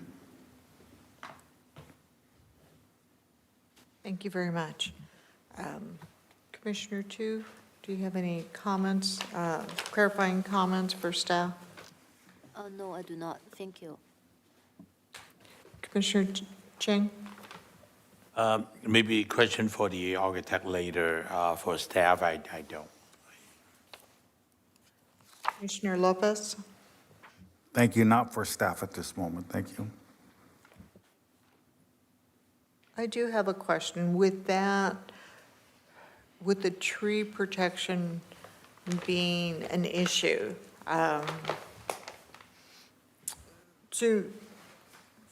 would another option be to reduce the size of the units? 'Cause right now, the units, to push the project back, right now, the size of the units are 1,742 square feet each, right? Around that size? Between 1,600 and 1,900, about. Yeah. So if you could reduce a unit or reduce the size of the unit so you can have more of that front setback, would that be a potential way to address this project?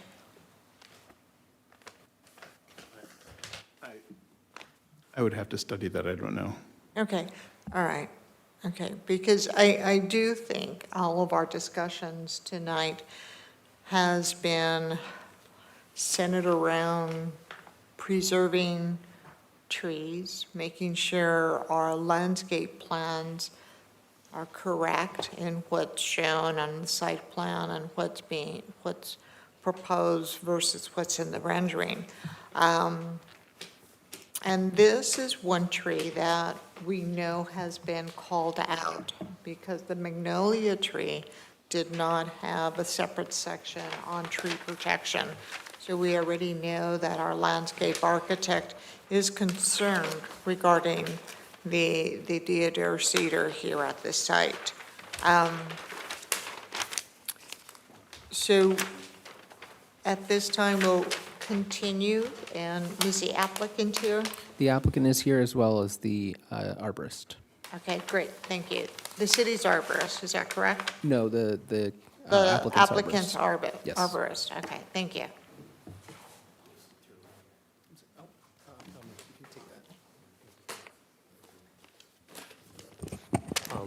Good evening. Good evening. Chair and Commissioners. My name is Eric Tsang. I'm the architect of this project. I'm here tonight with our consulting arborist and landscape architect, and hopefully we can have some of the questions answered for regarding the trees on site. And I don't have anything to add to the presentation by staff. It's pretty clear. And I'm here to answer any questions as well. Thank you. Would your landscape architect like to say a few words? Not at this time. Okay, thank you. All right. Commissioner Tu, do you have any questions for the applicant? I would like to have a clarification from your arborist. Like, it appears to be there's a opinion about this building setback being too close to these big trees that's supposed to be protected. And what is the opinion of your arborist, and how does that drive your design? First of all, I want to answer the question regarding the reducing the size of the units. So on the site plan, if you can tell, we are limited by the setbacks as well as the backup space of the garage. So on the first floor, it's mainly the garage that we have the minimum dimension already. So by reducing the size of each unit, will make the garage undersized from the zoning code, and we're not able to park larger cars in there. And also, the arborist is ready to give his presentation about this project as well. Thank you.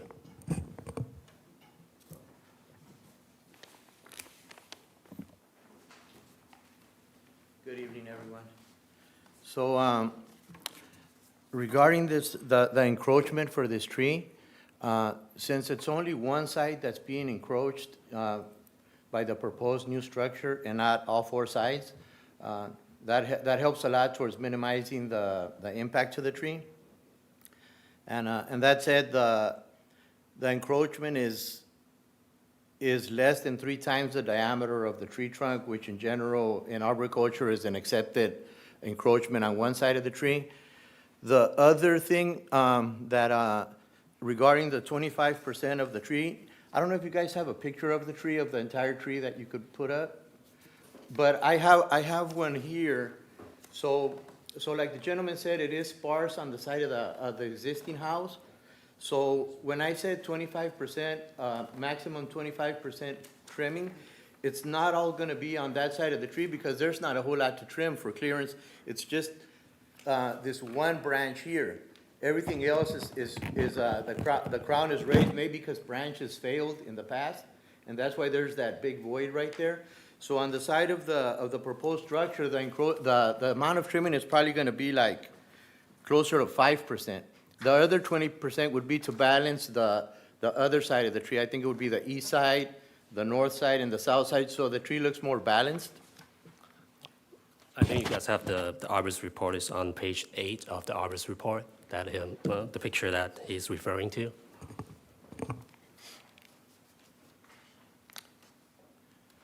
So, and my qualifications, by the way, I've done a couple of thousand reports, in the San Gabriel Valley, between Pasadena, Arcadia, San Marino, San Gabriel, Alhambra, El Monte.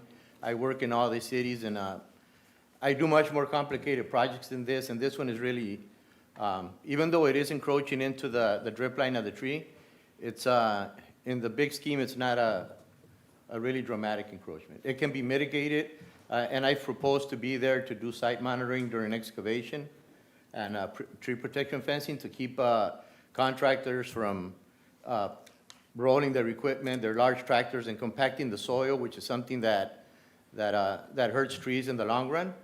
So we have that as the protection fencing and the protection fencing is ample. I almost left only the driveway open for large vehicles and demolition, transporting of materials. So, yeah, I think this is a pretty doable project, and I think the impact to the tree will be minimal. The tree will survive in its existing condition. And maybe a little bit nicer because in the process, the canopy is going to be balanced. I think that the house as a backdrop to the prune canopy is going to look really nice. May I ask some details? So the site plan only indicates 35 inches cedar. So there's 35 inches of the diameter of the tree trunk, 3 feet, right? uh-huh. So what is the canopy size? The canopy, the drip line? Yes. Because it looks like the center of the trunk to the building is less than 10 feet. Yeah. And I was wondering, what is the protection guideline for construction? So the total spread of the tree is 42 feet. But again, most of those 42 feet are north, south, and west. The canopy from the trunk to the existing house is a lot less, to maybe like about 16 feet, 15, 16 feet. So currently, looking at the plan, is the the center of the tree trunk to the front face of the proposed building, it looks like less than 10 feet, because the setback on the north side of the property is 10 feet. If you measure it, like, yeah, I would guess it's only 7, 8 feet. Yeah, which is close to 3 times the diameter of the trunk, which would be 3 feet. So it would be 2.5, 2 over, yeah. So 3 times of the diameter is going to be 9 feet, What would be right? 9 feet, yeah. So we need to maintain a spacing at least 9 feet. Well, no, so the mitigation to exceeding that 3 feet is that we're gonna do manual excavations also to make sure that roots aren't torn out of the ground by the contractor, to make sure that they're cleanly cut, that they're watered, during the time between the excavation and the pouring of the footings. Yeah. So help me understand that. If the spread of the tree canopy is about 42 feet, so if it's like a circle, then there would be like 21 foot that from the center of the trunk to the east side Yeah. as well. Well, So you remember said that there's an existing house, though. Right. So because of the foundation of the existing house, the roots are gonna stop there. The roots aren't gonna be beyond the footing of the house, underneath the house. Okay, so which means you need to actually like cut those roots because your building There is is gonna be some actually- root cutting, yeah, Yeah, but it's then- only gonna be on one side. So the anchorage of the tree is not gonna be impacted. It's still gonna be able to hold its weight, and it's still gonna have enough roots, both anchor roots and feeder roots on all 3 sides to support the canopy. And provide water for the canopy, so that the tree and the needles can provide nutrients through photosynthesis, turn it into starches, sugars, and bring it back, store it in the tree parts, and it's a cycle. There will be enough roots for that cycle to continue, so that the tree has adequate anchorage, adequate nutrients, and an adequate canopy. So you're confident that the tree will not continue to grow to the east side? No, it might continue to grow to the east side, but then that's what pruners are for, tree trimmers, to keep things nice and keep them, in a certain condition. Okay, so in 3D, the tree will be like all rounded on these 3 sides, but this side will be trimmed. How many feet away from the building? Well, as many as proposed building. required for clearance at the structure. So it would be how many feet? So there's room for the upper canopy to grow over the structure. Okay. In the future, the very top of the canopy, as you can see, it's already growing over the existing structure. That's not gonna be touched. It would be just one lower branch that would need to be trimmed back for structural clearance. And again, that's probably doesn't But you even. know the proposed structure is like 30-something feet, right? Yeah. It's not the existing house. Yeah, the proposed structure is 30-something feet, and the nearest branches after that are probably about 50 to 60 feet beyond that. So those aren't gonna need to be trimmed. These branches here on top, can you see it? It's on the arborist report. They Or you should guys have it yeah. there? Yeah, those aren't gonna be trimmed. Those are gonna remain. The uppermost branches on top of the existing house, those stay. The only one that's gonna be trimmed back is the lowest one that is within the scope of the building, of the height. So that one does need to be cut back, maybe to about 3 feet of the proposed structure.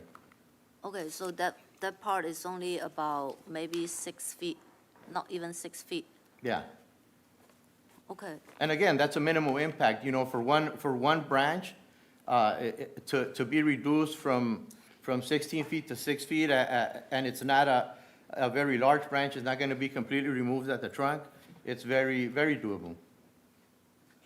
Madam Chair, another consideration too is all over Southern California, insurance companies are canceling people's insurance when a tree overhangs a house. Yeah.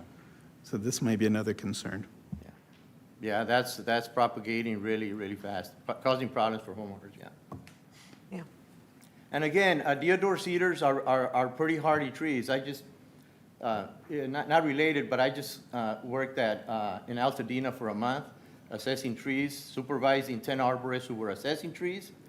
And I came across so many deodar cedars that were completely blackened, had large burn trunks, and they're sprouting. They're re-sprouting already, they're coming back.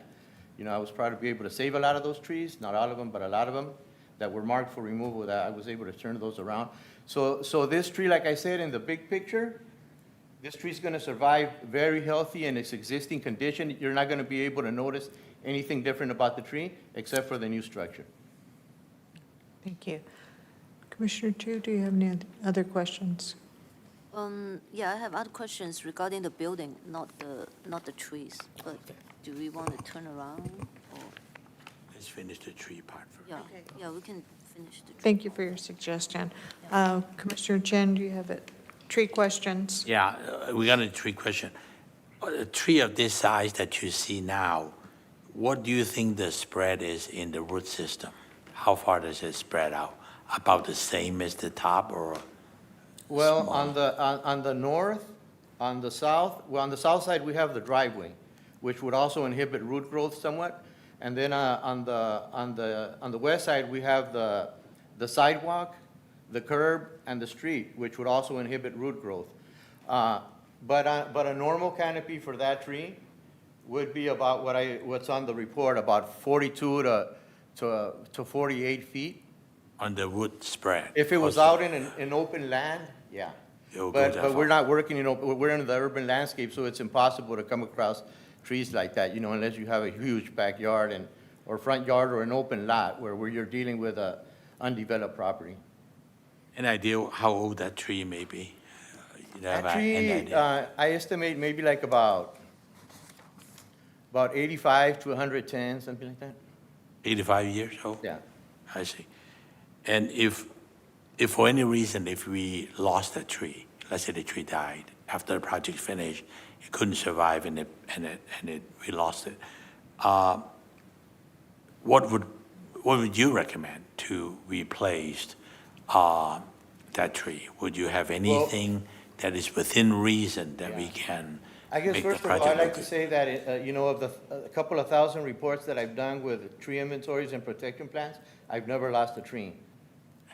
Not a single one. I mean, but, hypothetically speaking, if for some reason it were to die, then we would have to replace, the obvious solution is to replace it.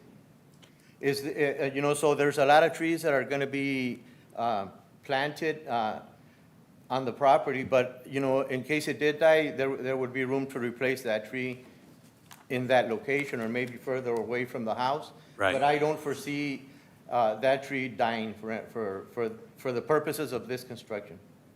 What is the reasonable size for a cedar tree to be imported in and planted that can survive within reason? What would be the size? Well, usually for projects like this, the maximum size that is planted is a 48-inch box tree. 40-inch box, okay. Yeah. So, all right. You can go as far as a 60-inch box replacement tree, but that's under the assumption that the tree would die, which again, as a arborist, and based on the site plan that I was provided and the protection measures, the chances of the tree dying, in my opinion, as an arborist for 35 years are zero. So, one more question that I'll finish. I just want to know, how much time after the project is finished that we need to monitor this tree is going to survive, or it's going to die within 6 months, 3 months, a Trees that year? are damaged by construction, whether it be root loss or compacted soil, it takes a while, because basically what it does, what root loss does, it would die through decay, through the roots going towards the tree, or it would die from soil compaction. So underground in the soil, there's air pore spaces and water spore spaces. The trees actually take up oxygen, so they need that. So when you're constantly going over the drip line with big tractors, you compact it and you squeeze those out. So basically, the death of a tree at that point is through slow suffocation. So it can take 5 years, 4 years before you start seeing the impact of that. But in this case, that's why we provided a lot of protection fencing to prevent that. And the amount of root loss is, root pruning is also acceptable for the proposed project.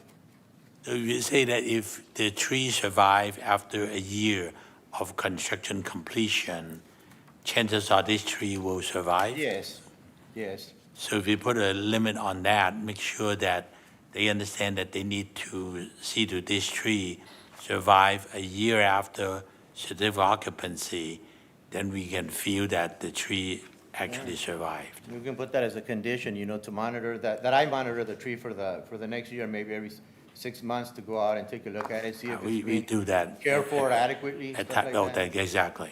Yeah. Because, it's very traumatic when you go in this close, trim the tree, trim part of the root system, do major construction around it, even with all the protection you talked about. We want to make sure the tree survive.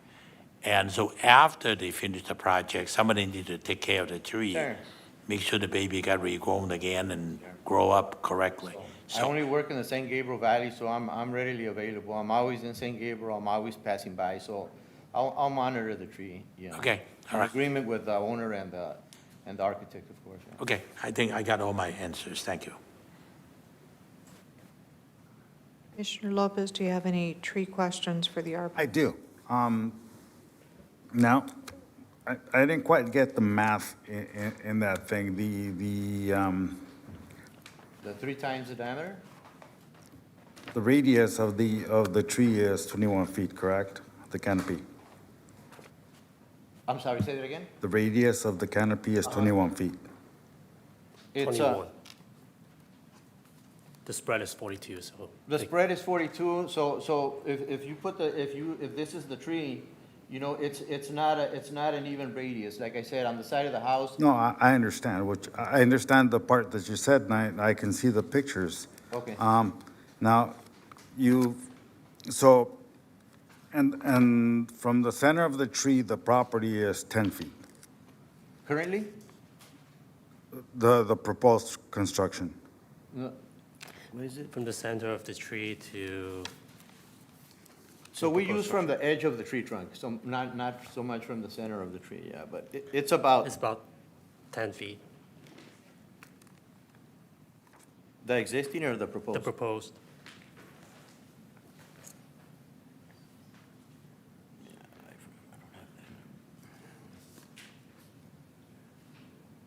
It's between 7 and 10 feet, something like that. Well, something like that, it's kind of, But like I said, even at 7 feet, it's still acceptable, and it's still the impact for the tree is gonna be minimal, because the other 3 sides are not gonna be impacted. If the north, south, or west side were gonna be excavated for whatever reason, then it would change. but you're saying that most of that 25% is gonna come from the other sides? Yeah, because the Yet other you're side saying is that's really not gonna be dense. impacted. Huh? But you're also saying that it is not gonna be impacted on the other sides. Well, the canopy's gonna be trimmed just to balance the tree. It needs to be trimmed right now, just to No, balance no, I'm just, Yeah. I'm just, it. Yeah, no, it will. stating what you're saying. Yeah, absolutely. You're also right. stating you're gonna have to cut some roots Only on the east side, on the side of the building. on the side of the building.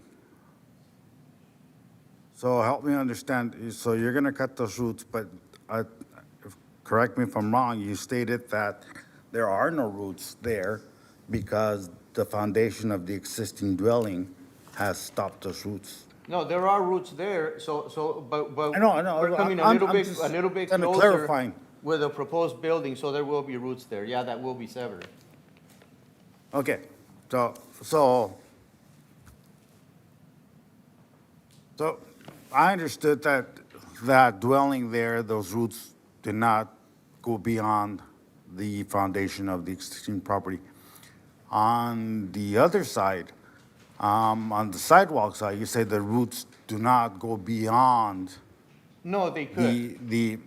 well, that's They're what I'm just saying. inhibited So by the my sidewalk. point is this, and I think it underscores what I've just said in the previous, in my previous case statements, that it's, I understand you're an expert at what you do, but somebody else may have another expert may have a differing opinion. Oh, I completely agree. Yeah, so, Yeah. and so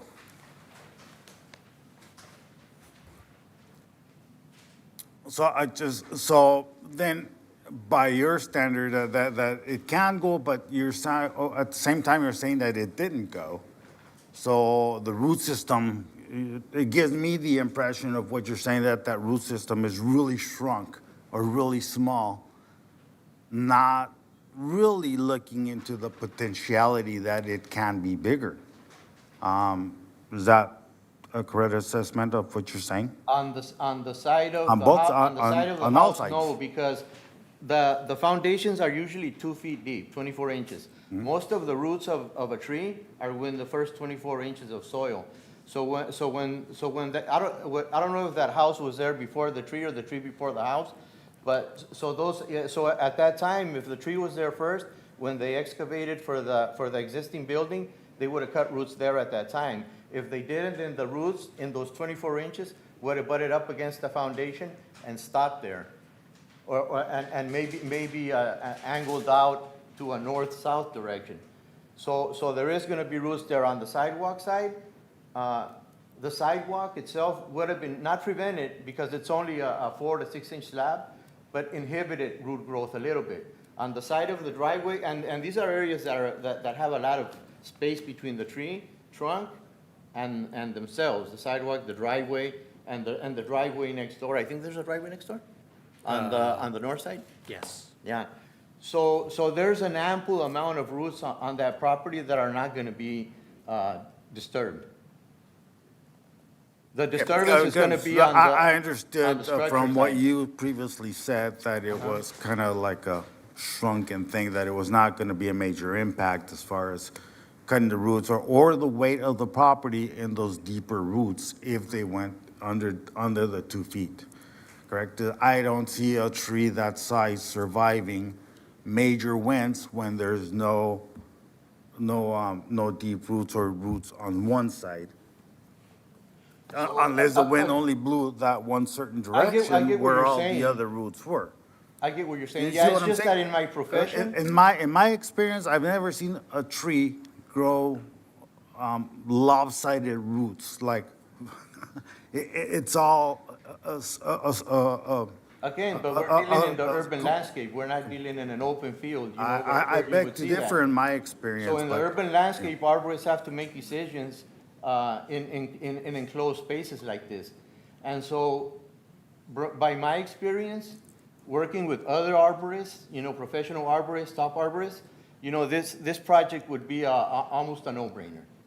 By most your arborist opinion. standards. By most arborist standards. But My no, opinion, your opinion. my opinion, No, and I'm not, those other people aren't They're here not to here, I ask, know, but, to you ask know- them questions. Yeah. So it would in my be your opinion, opinion. yeah, in my opinion. Thank you. Okay, That's, as far as the trees, that's all the questions I have for the. got you. Okay. I get the point you're trying to make. Just a couple questions. I actually have a deodar cedar in front of my house that's been there. The trunk is much larger than this trunk. It's actually probably twice the size Wow. of this trunk. So with the root system, I was informed, I'm not a landscape architect, but I was informed that the root system basically mirrors the tree growth system. So if you have, for example, a short squatty tree with large canopies, then the root system would also emulate that, would be not too deep in the ground, but large roots going around the circumference, you know, around the middle of the tree. And a tree like this, because it has a tall leader going high, and then it goes across. So the root system, you'd have a deep root going down, and then side roots to mirror what's kind of going on top. Is that correct? Yeah. My understanding? All right. This tree that we see here obviously hasn't been trimmed for many years, especially on the public side. Yeah. because that is, it is a lopsided tree right now. So when you were to construct something on this, you would work on the dirt on the building side and on the driveway side. So you would be impacting two sides. And from what I understand, you're saying that a way to mitigate the issue to protect the roots, you would do hand excavation, and you would trim the roots that you would need to trim for the foundation of the building and also for the driveway. I'm assuming that's going to be something. But when you do the driveway and the foundation, how is the compacting of that dirt going to be handled? Because I'm assuming you're still going to compact some of that dirt. So you're going to be affecting two sides, correct? The driveway's on the new driveway's on the existing, right? So the new driveway is gonna be on the existing location, so that one's gonna be very minimal excavation. It's gonna be basically removal of the existing driveway and maybe some scraping to bring it to the adequate grade for the new driveway. And And then you also, would compact. oh, sorry. I'll The leave that answer to driveway, you. the proposed driveway is on the south side towards the south property line, which is very far away from the tree. There's no proposed driveway near the root system of the tree. Yeah, but it is a very large tree. So, I mean, So I get your question, though, but You know- compaction on that far away will not affect the tree. okay, Yeah. yeah. If I And may especially just because ask they're a an quick existing question, driveway. along with what you're saying. So the way I understand this is that you're saying that it's gonna have, there's a driveway there already, but I do want to let you know that the traffic through that driveway is nowhere near what it's gonna be with a 5-unit. But the soil And underneath that the weight, driveway I assume, would have is to be a lot already heavier. compacted because of the existing driveway. So any added compaction is not gonna affect it.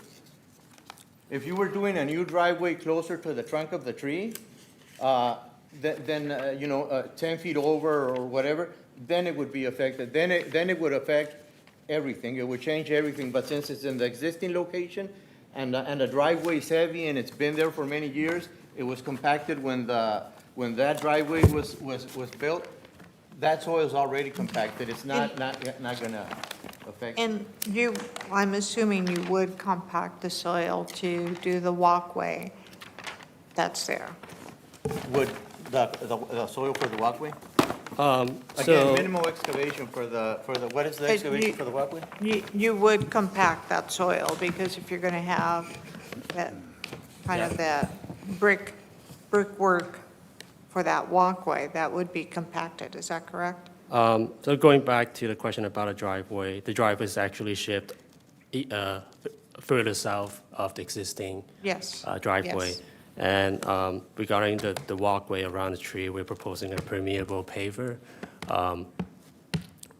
which waters can go in and. Yes, Yes, but my question is regarding compacting the soil, because doesn't that need to be fairly level to put a permeable paver down? And Yes. to have that be level, you would compact that soil, Yes, but it would be not compacted as much as if it was a driveway or a foundation, because again, that it's just a has a walkway, which is not- heavier weight. Much yes. smaller than. And if there's other construction method of providing a walkway with less compaction, we can definitely do that as well.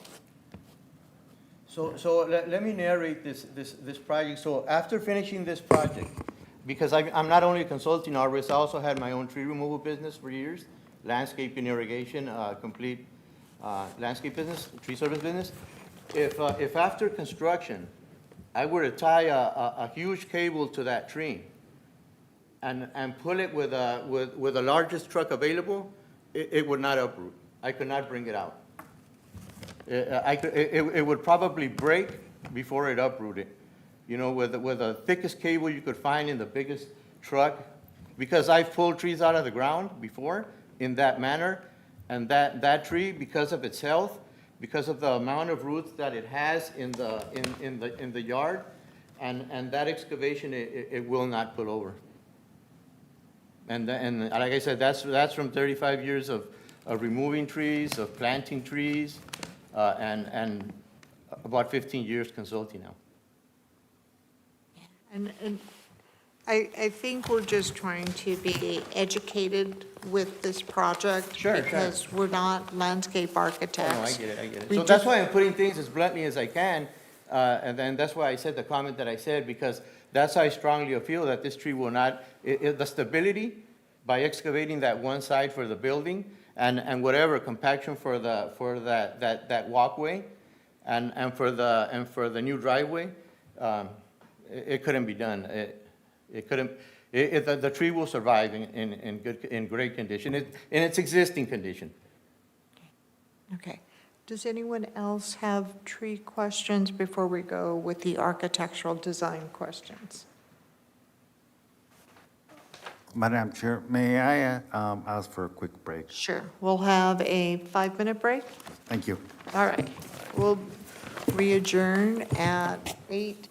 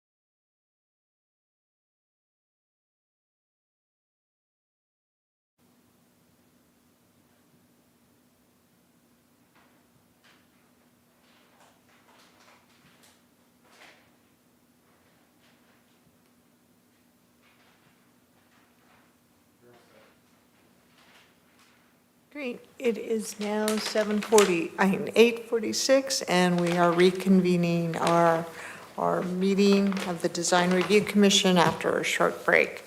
We're going to start our questions to the applicant regarding the design. I'm going to start with Commissioner Tu.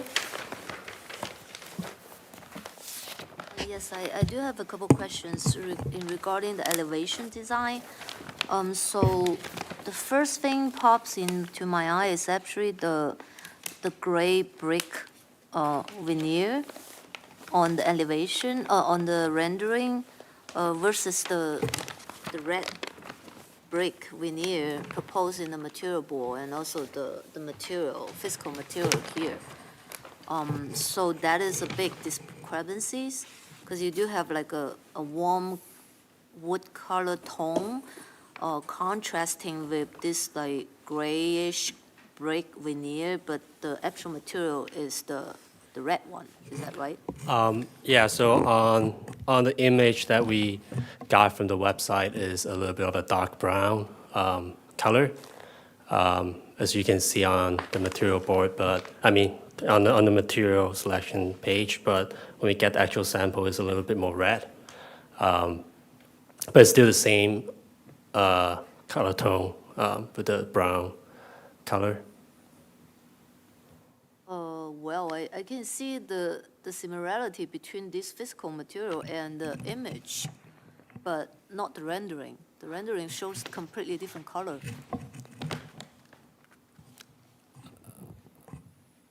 On the rendering, it shows dark brown. Okay, so Yeah. that looks like really like bluish gray to me. Oh, I think it's because of the tree that the semi-transparent tree that I put in front of the rendering. That might change the color of the brick.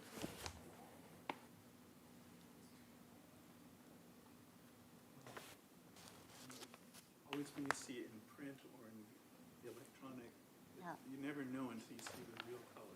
Yeah, that's right. That's why I was like, when you look at this color, these two are not really contrasting with each other, so they kind of like blend into each other. Oh, they're too close in the color. That's what you're saying, right? So it's kind of confusing, though. I mean, looking at the image and the material board. So that's my first question. And there's a material in the back building that's not showing in the front rendering. It was not identified. If you look at the elevation A-4.1. So for the east elevation structures, second 2 and 3. 2 and 3. And west elevation 2 and 3. There's the middle portion with dimension on the material with hatches. So what material is that? It's the fiber cement ring screen system. So that's the Swiss Pro. Yes, Swiss Pro. Is that showing on any other elevation Yes. for the front building? Yes. It's on the south elevation of the front building, and also wraps around on the border of the west elevation, around the with siding. So the Swiss Pro, we didn't provide it. Okay.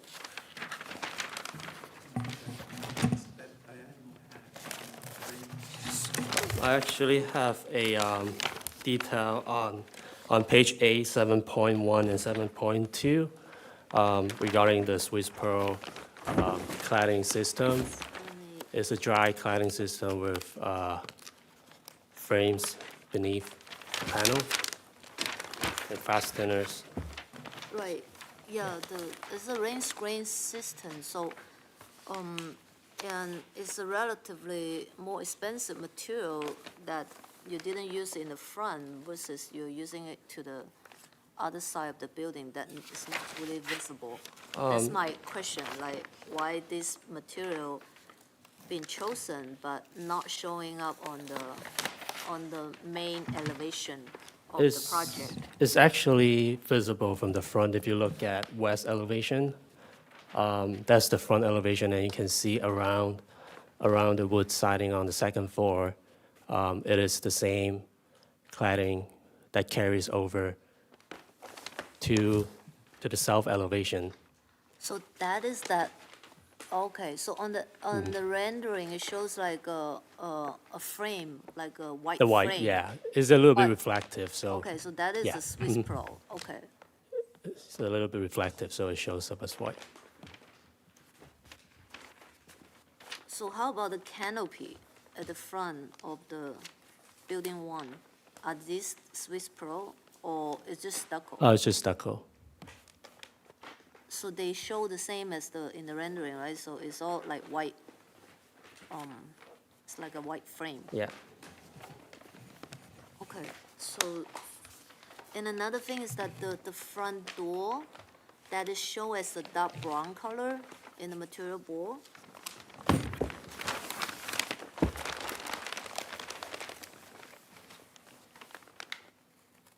So it is a dark brown. It is, yes. Okay, so the rendering shows like similar color to the brick. Okay, I Yeah, see. it's similar, it's the same color.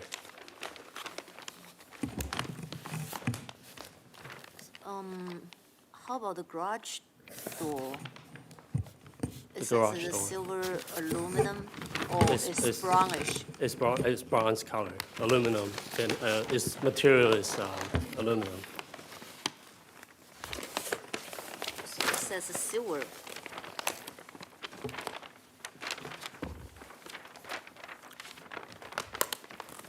I guess that's the name of the color that they use, but So the name of the color is Yeah. silver, but it's brown. it might be because the picture was taken at night. Oh. As you can see, the lights on top is on, so it might look darker. Okay, so that's some of the confusion I have for the color of the building. And the next question is what kind of detail is that at the stucco, the white stucco? It's Seam of the stucco. the stucco review. So, yes, it looks like a really flat, like wide trim. It's 2-inch. So do you have a detail for that? 2-inch is pretty wide. Yes.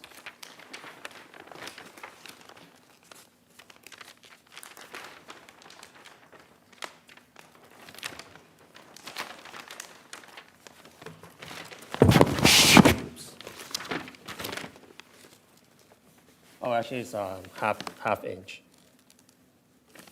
The rendering, I think I called it out on the elevation sheet.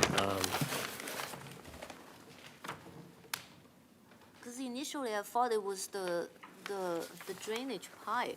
No. Because it looks pretty wide on the elevation. It's the material legend number 3 on the elevation sheet. Number 3 is the Omega stucco, Yes. but what is the trim like? You It have that says drawn on all the elevations, yeah, smooth finish with half-inch raglets. half-inch. Raglets. That's the name of the joint review that you see on the stucco. Do you have the detail for that? There is a manufacturer detail that I use for previous projects, but I probably didn't provide one on this project itself. I was curious about that, because it's abnormal to have like a stucco trim that is so wide. But it said it's a half-inch. Yes. In the past, I've provided some design with 2-inch, actually, a lot of them. And I changed this one to half-inch because those did look a little bit too wide. They come from like 1/2 inch, 1 inch, and 2 inch different So actually, trims. the elevation was still showing 2 inches, right? It doesn't look like 1/2 inch. I will have to measure it, but it does look wider than 1/2 inch. Yeah. Yes, that's right. So those are the questions I have for clarifying the design. But generally speaking, I thought the composition of the project, the designer put a lot of thought into it. The only thing that I just feel like there's so many materiality. It seems quite busy and unnecessarily busy because, I mean, there's a lot of different material and also a lot of details, which I appreciate, but it seems too much to the design, and also the color of the material being selected is not a true representation through the rendering. I really wouldn't able to visualize if the brick color is being replaced. Maybe the designer put on the filler or layer on the image itself for like artistic presentation, but I would prefer to see the render close to the true material that's been selected. So that's my comment on the design. Thank you. Thank you very much, Commissioner Tu. Commissioner Chin? Well, I echo a lot of comments made by Commissioner Tu. It appears to me that there is at least about 5 or 6 or even 7 type of materials, usually in one elevation. I think it would just an overkill. Usually when you do a modern building, you try to simplify it. So you may want to look at that carefully and see if, do you really want that many different type of material? And for 1, 2, and then the color rendition of this material, it doesn't quite give the same feel of your rendering. Your rendering shows a tone of light gray, greenish gray, and then some wood tone, and then with some brick color, and there was some of this slick material and the rain material. Then plus all your window trims and all, together with the glass railing on top. You may want to double check that and see if there is any way that we can simplify that somewhat. That's one area. 2, I think the way that you render on your plan, I have difficulty even understanding what material is where. I think you do that on page 4.0. The material list with those little tiny number, 1, 2, 3, 4, and 5, make it very difficult to read, very hard to follow. They make it even more difficult for your the designer to see the difference. Usually when you do a rendering, you want to quickly identify if that's stucco finish or there's a brick finish, is that a panel? It just gets too busy. I try to follow up on everything and I couldn't find that number, that missing number on the hatch area. It took me, I've gone through the plan a couple of times, I couldn't even find it.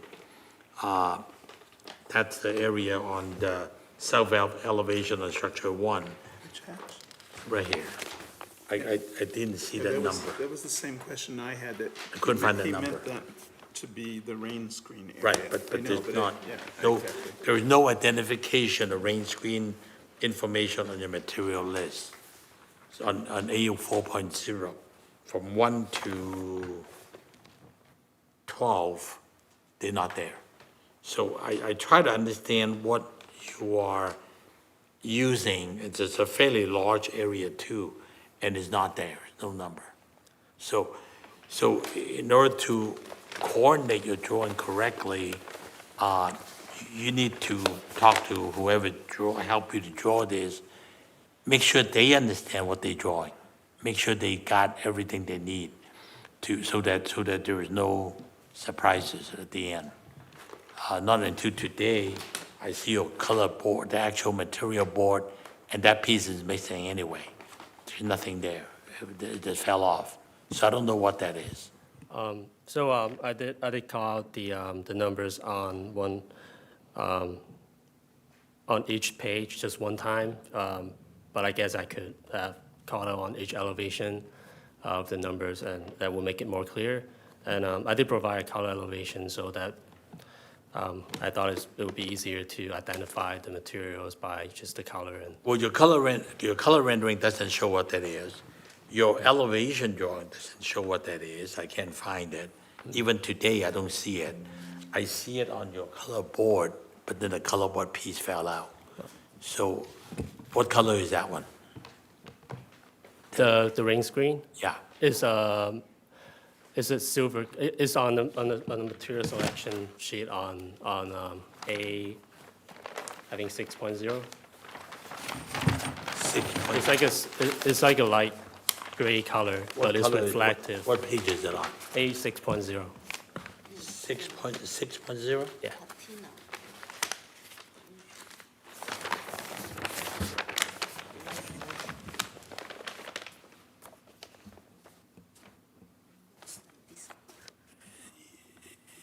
So that, how is that compared to your stucco color? Are they pretty much the same color?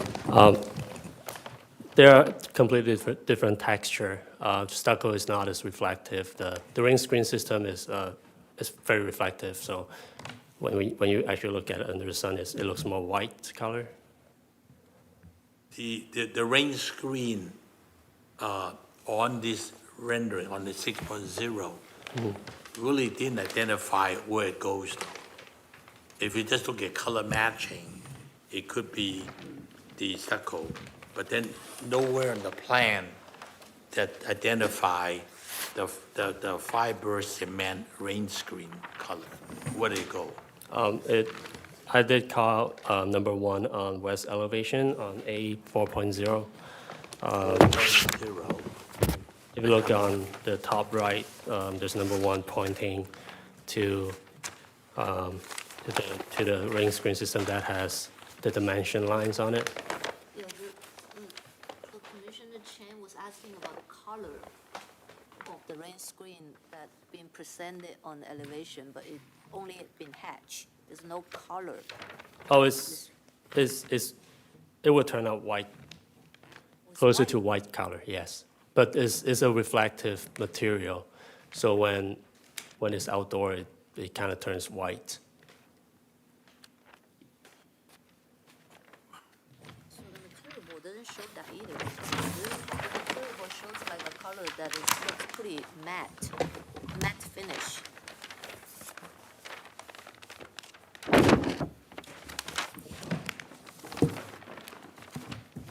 It's a light gray finish under the Yeah, shade. it looks like a matte light gray. That's gone. It's reflect. Yeah, I couldn't find it. That so- was missing. So Yeah, I guess I'm from the old school. I need, I like to make it a little bit more simple so I can see what's going on and what material, what color, and how they come together. I think if I cannot follow, maybe I'm just too old school. It's just difficult. So anyway, neither here nor there. I think overall the building is a lot of good thought into it. It could be very attractive. I am still a little concerned about how are we gonna make it work. Have you ever thought of if that tree become a big problem, can you modify the front building to make it fit? Have you thought of that? yes. Because I think you try to follow the same floor plan on all 5 units. And if the front setback doesn't work, and being the front of that's the face of the whole project anyway, you should be able to modify that front elevation with a floor plan that work with the tree and make that unit a little different floor plan. That may work. I'm just thinking out loud. Yeah, so we're kind of limited by the width of the lot and also the depth of the lot.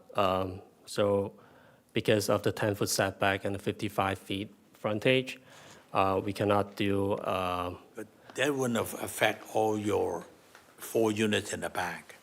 You only modify the front unit to fit that setback for the tree. yeah, so the garage, I mean, the front unit is, the interior dimension of the garage is already at the minimum.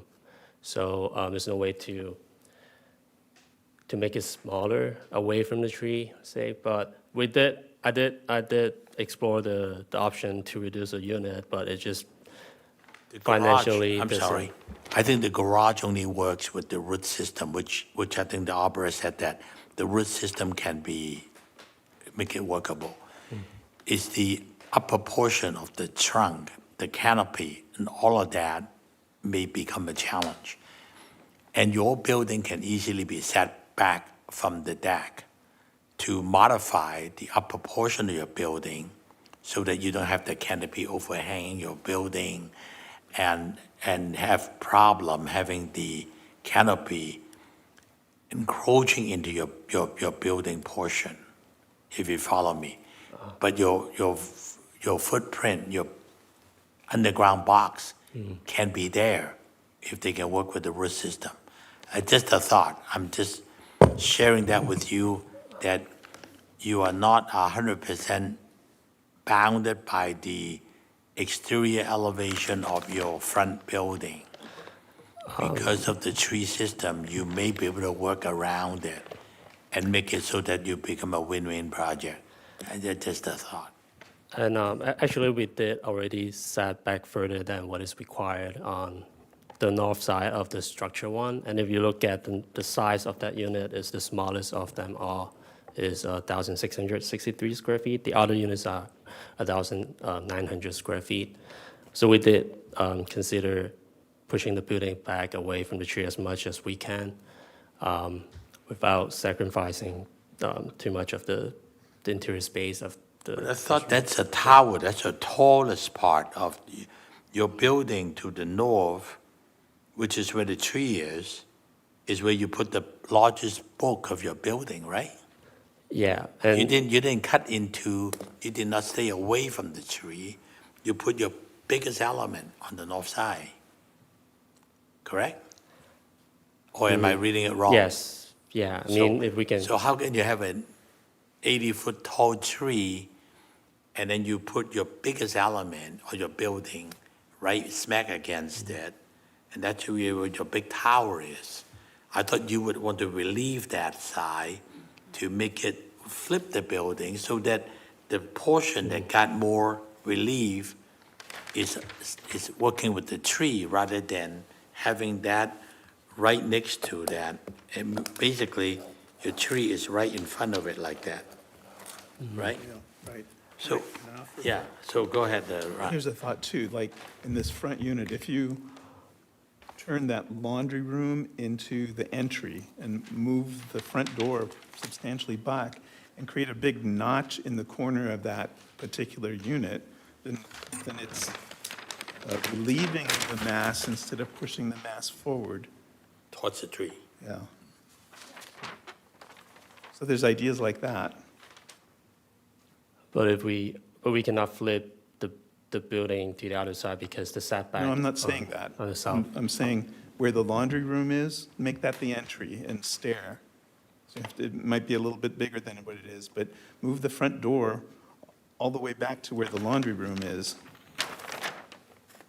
Oh, so have the front door not facing the street? No, still facing the street, but push it back to like where the door to the laundry room becomes the front door. And then you have to fit the stair in that corner of the building, but the area of the entry and the stair would be open space oriented toward the tree.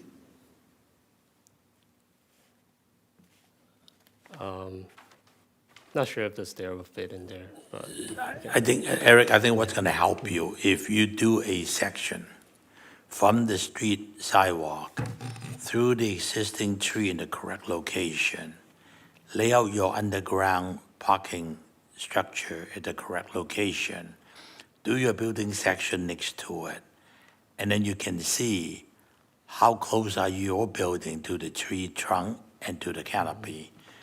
And then you would design it to work with this arborist suggestion. I think that will help your project. Because if the tree is gonna die, then you're gonna have to come back and replant and all of that. So I don't think the city want to lose that tree being an 80-year-old tree. The tree is gonna actually help your project when it's all said and done. If it's trimmed correctly, the cedar tree will make the project look really nice. But you need to work with it. That's the challenge. I understand your comment, but I do also work with Javier for a long time, and I believe his professional opinion. So, but I definitely can talk to him and see what he thinks. I think you need to listen to our comments, and we have to, we've only had two people talk. There's Commissioner Lopez and myself that still need to talk about this project. And, usually we don't redesign a project here. We give overall comments so it can be addressed. If they're minor, then we approve and let staff, city architect move forward. If it's something major, if we can't come to an agreement here, it's usually continued. And I think with what you're saying, isn't necessarily listening to the first two comments, what their concerns are, or the concern of our city architect or the landscape architect that the city has to just on this project. So what I'd like to do, Raymond, do you have other architectural concerns that you want to talk, Raymond? Do you have other architectural concerns? No, I think we the project is, I guess, critical enough that I think the architect, Eric, understand what our question is. I want to make sure that what's on the site plan now, showing the 35-inch, The older tree. the cedar tree to remain, is accurately located on the site plan in comparison to the building underground plan. I think that is very critical, because if it's not accurate on the plan, and when you go out there, instead of 12 feet away or 14 feet away, it's only 8 feet away, then I think we're not doing ourselves a favor. We're killing that tree purposely. The surveyor has provided the location of all the trees, so I'm pretty sure that all the tree locations are accurate as shown on the site plan. But I do understand your comment regarding cutting back that section, just that section closer to the tree, so we can give a little bit more room to it. Yeah.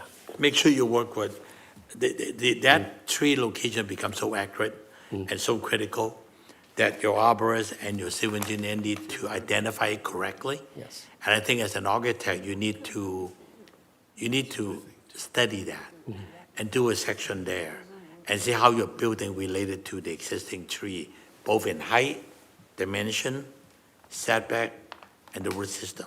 I think if you can come back and tell us that, hey, I did exactly what you said, we're so many feet away, the root system is fine, the canopy can be just cut off one branch or just shorten one branch, we're gonna be fine with the arborist and the civil engineer identifying that that is correctly done, then I think this body can make a more sensible decision than second guessing.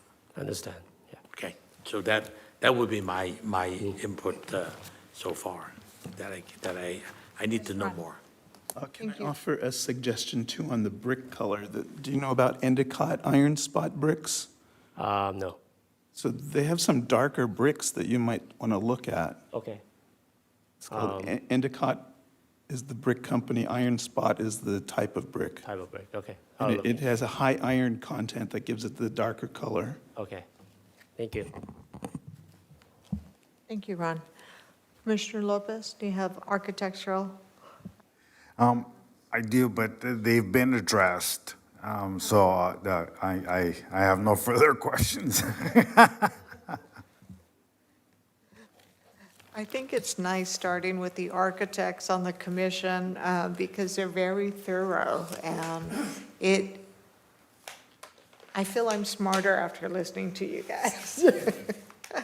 But just to kind of talk about some generalities. The one comment I have to say on the positive note is that a lot of your open spaces on the rooftop, you do show plant materials and planter boxes up there on the rooftop. So it'll be easier for the user to utilize that space as open space. Because without that, I've seen a lot of balconies and other things just become like trashy areas. And that's not what open space is meant to be. I do agree with the comments of Commissioner Tu and Commissioner Tsang about it being a little too busy and about that vertical element being on the same side of the tree. Is your purpose to mirror the tree or balance the tree?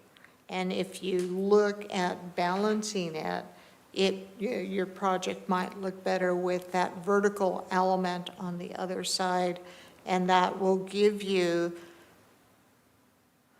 what you've created is a lot of motion on the other side. So you can have that creativity to set back some of those other second and third floors. So those are pushed back a little. And that will help because that deodar does drop a lot of needles. So if you get that rooftop open space pushed back a little way, their space won't have as many needles, and they'll be happier tenants. I can assure you of that. And I think there's also an issue regarding the colors. I like the darker brick that's shown here. I think it has a nice contrast. It is modern, but it's not monochromatic the way you have presented it. And it becomes a little more monochromatic with how the discussion on the colors have the browns are very similar, the lighter tones are very similar. So I think there are still some unknowns on this, and I'd like to, if you have something to say at this point to enlighten us a little more. If not, I'd like to move this to see if there's anyone in the general audience who has a comment on. I also want to have a darker brick color, and that's what I initially called out on the plan. I just got the material, and it looks a little bit too red. But we do actually get samples on site before they install it, and to make sure that it is what we want it to be during construction. And I'm open to working with the city architect to choose all the materials that we think will look good together. And I'll also provide the section that was recommended by Commissioner Tsang to make sure that the building will not require too much trimming of the tree, to have the minimum trimming. Again, the tree is 90 foot tall. The building that we're proposing is less than 30 feet, so it's only 1/3 of the tree, but I think with that section, and we can make sure that tree is not being impacted by much. Yeah, Thank you. thank you. If I may make a quick comment, Eric, with all due respect, try to choose color in the field away from the approval plan could be dangerous. So in other words, you want to make those decisions early so that the color at least is identified. Do that in the office. If you change out in the field, city staff has an approved drawing, identify certain color. The contractor modified it. When they go out there and try to do the planning approval, they may make you rip it all out and redo it again because the same planning staff may not be here during the time of the inspection on the original approval. I sit in this commission long enough that I've seen that happen, that things got changed and it couldn't get approved and its demolition time is not a good idea. So be careful with that. Thank you for the advice, yeah. To make sure that you make all your correct decision this time on your plan. Make sure everybody understand what we're approving and not in the field that, somebody changed their mind, they want a different color. It could be a big problem. So just to share, want to share the thought with you. Thank you, Chair. Yeah, thank you. Thank you, Eric. Thank you. Okay. Any public comment? Yes, Madam Chair, there was 2 comments submitted ahead of Okay. time. The first comment, it was submitted by Manuel Gonzalez. He's not in support of the project. Would you guys like me to read the full comment? Yes, okay. Mr. Gonzalez's comment is, there are already enough condos in the neighborhood. Building yet another 3-story condo with roof access is just excessive. Even if it is within the maximum height limit, we already have condos like this at 230 San Marino. They look ridiculous, totally out of place within the neighborhood, and have another 3-story condo right next door to 228. A neighbor refers to it as a barn. Again, not in support of the project. The next comment was received, again, was previously submitted before by Mr. John Razzo. He's a resident at 204 West Wedgwood. He writes, esteemed mayor and council members, I am a resident of San Gabriel for over 30 years. I have seen many changes to this community, some good, some not so good. I write today to address the issue of the mega towers that are being approved in our neighborhood. I don't say our community because I have driven around and have not seen something similar to what has happened on South San Marino Drive.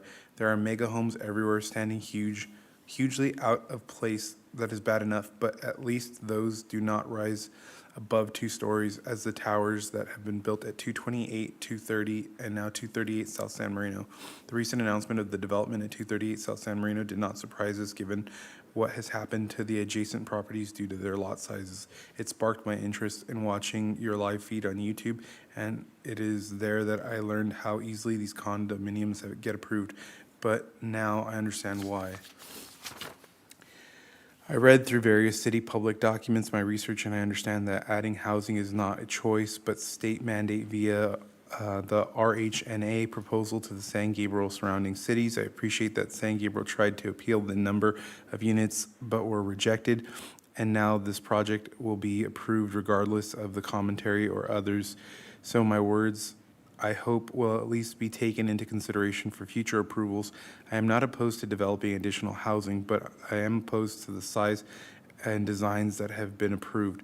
I am in agreement with the previous neighbor who voiced his opinion in person regarding the rooftops. The 4th floor, which is the rooftop patios, should not be approved.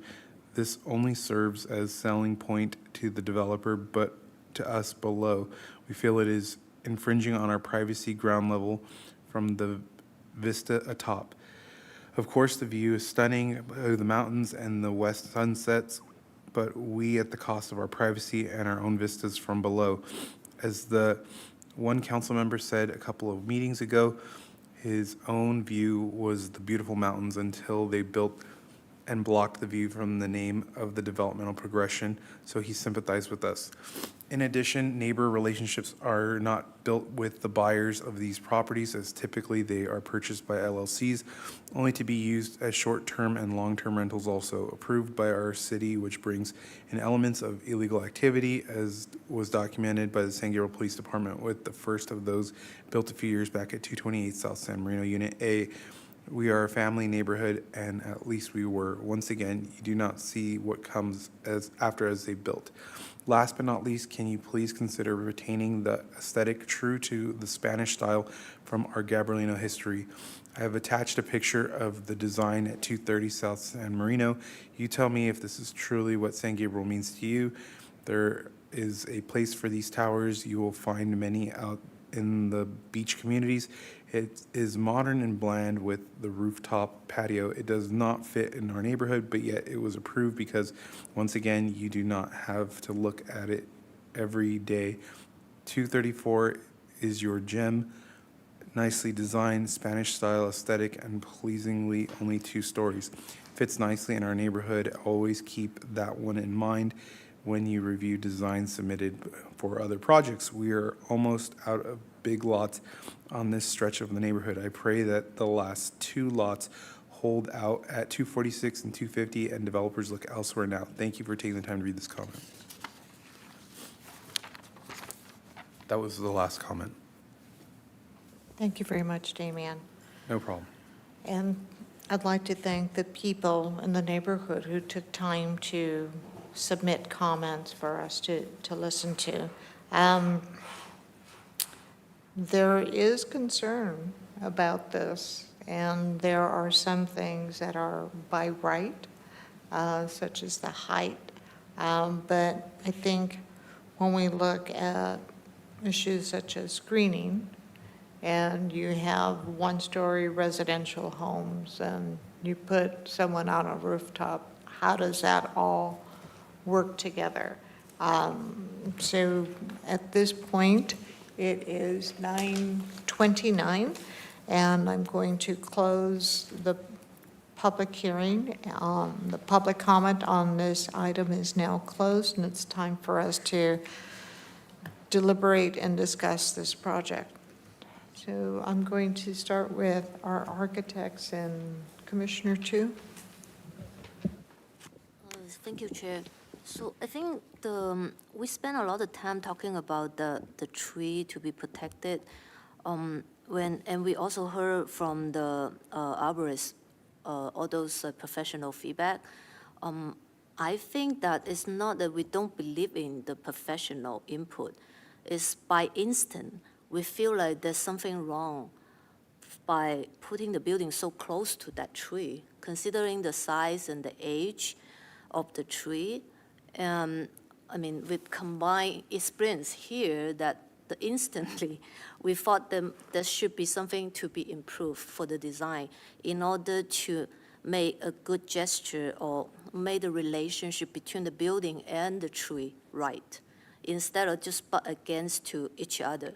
I mean, it may be a minimum training, the tree will survive. I mean, I believe in your professional judgment, but is surviving, the tree surviving is really like the bottom line of our decision? I don't think so. We thought that, like, I think Commissioner Chan's idea to provide this section is great experience, so that we can truly understand the relationship between the tree and the proposed project. Because from the site plan presented, we don't even see the dimension. Like the actual trunks of the tree being truthfully presented on the site plan with the actual dimension and the spacing between the trunk to the building. I mean, that's like really minimum information you have to provide on the plan so that we can have like a sensible decision and to fully understand the design. So I think that was my thought about the trees. And from a designer standpoint of view, certainly there's something you can do to modify the floor plan to make it work, to set back or like stepping up or whatever. There's so many techniques you can apply for the design to make a better relationship among these components of the site. We are not asking you to take out one unit. I mean, that might just jeopardize the project, but we're just asking to revisit the floor plan and to see if there's anything. I certainly there's something you can do to improve it, like pushing the staircase back and then maybe move the laundry up to the second floor, whatever. And the size of the garage, I mean, you have 22 and 6 inches as minimum dimension in the depth. So I believe there's something you certainly can do. But we can start with like presenting this section, and so that we can truly understand what the situation is here. So that's what I was hoping to see for the next meeting. Thank you. Great, thank you. Commissioner Tsang? Well, I thank the neighbors, 2 letters. I think it kind of reflect our residents' feeling about projects, about whether this commission is doing our job. On behalf of the city council, are we responding to the concern? I think it's even more critical on this particular project is because all the discussion we spent the last hour and a half is mainly on how an architect can respect what's out there and design with what's existing, and so that the neighbors do not feel that, well, you're going to come in and do it anyway. I think it's important that we take those comments seriously and look at it and say, well, because of the challenge of the tree, because of the challenge of the site condition, what can we do to make it a more successful project? So I hope the architect and the developer and the people here got that feeling from the neighbors and understand what the discussion was, and take it seriously and see if we can do something better the second round. So what I can do now is to only support the continuance of this project and see some improvement and have all my questions in my mind answered comfortably, that the project will be successful at the end. That's my comment, Chair. Thank you very much. Commissioner Lopez? Thank you, Madam Chair. I think every meeting now, I order the discrepancies between the rendering and what we see and what is actually on the plans. I'm disappointed that the plans don't fully lay out that tree. Based on hearing the comments from our community and the residents in the area, I think they're not in opposition of it, and I think they understand a lot of why the development needs to take place. But I believe it would behoove the developers to take that into account and integrate the tree into the construction, rather by sparing the tree and making it an asset to your project as opposed to an obstacle to the project. That is my sense. And I think the community has that sense as well, because they're talking about views and, things like that. They're just walking through the neighborhood and it being a nice place. I also want the no doubt on the professionalism of the people in attendance, but I still want to drive the point that what one professional states is on the positive another professional was stated on the negative. And that's just the nature of things. It's a difference of opinions. Even on mathematic calculations in the mythology of it, how do you get to a certain answer? I think that as our architect had suggested, maybe not necessarily maybe cutting back on the unit, but maybe making 2 studio-sized units with that whole corner carved out or something, or making it round. Who knows? The endless possibilities. Yeah,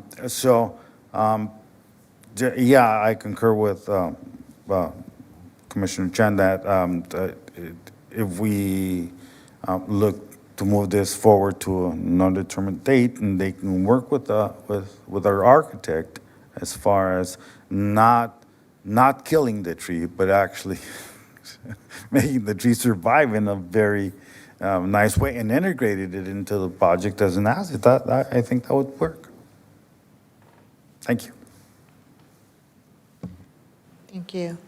I agree with the commissioners on continuing this. And I think when we look at the tree and we look at trying to respect the neighborhood, that tree becomes a screen.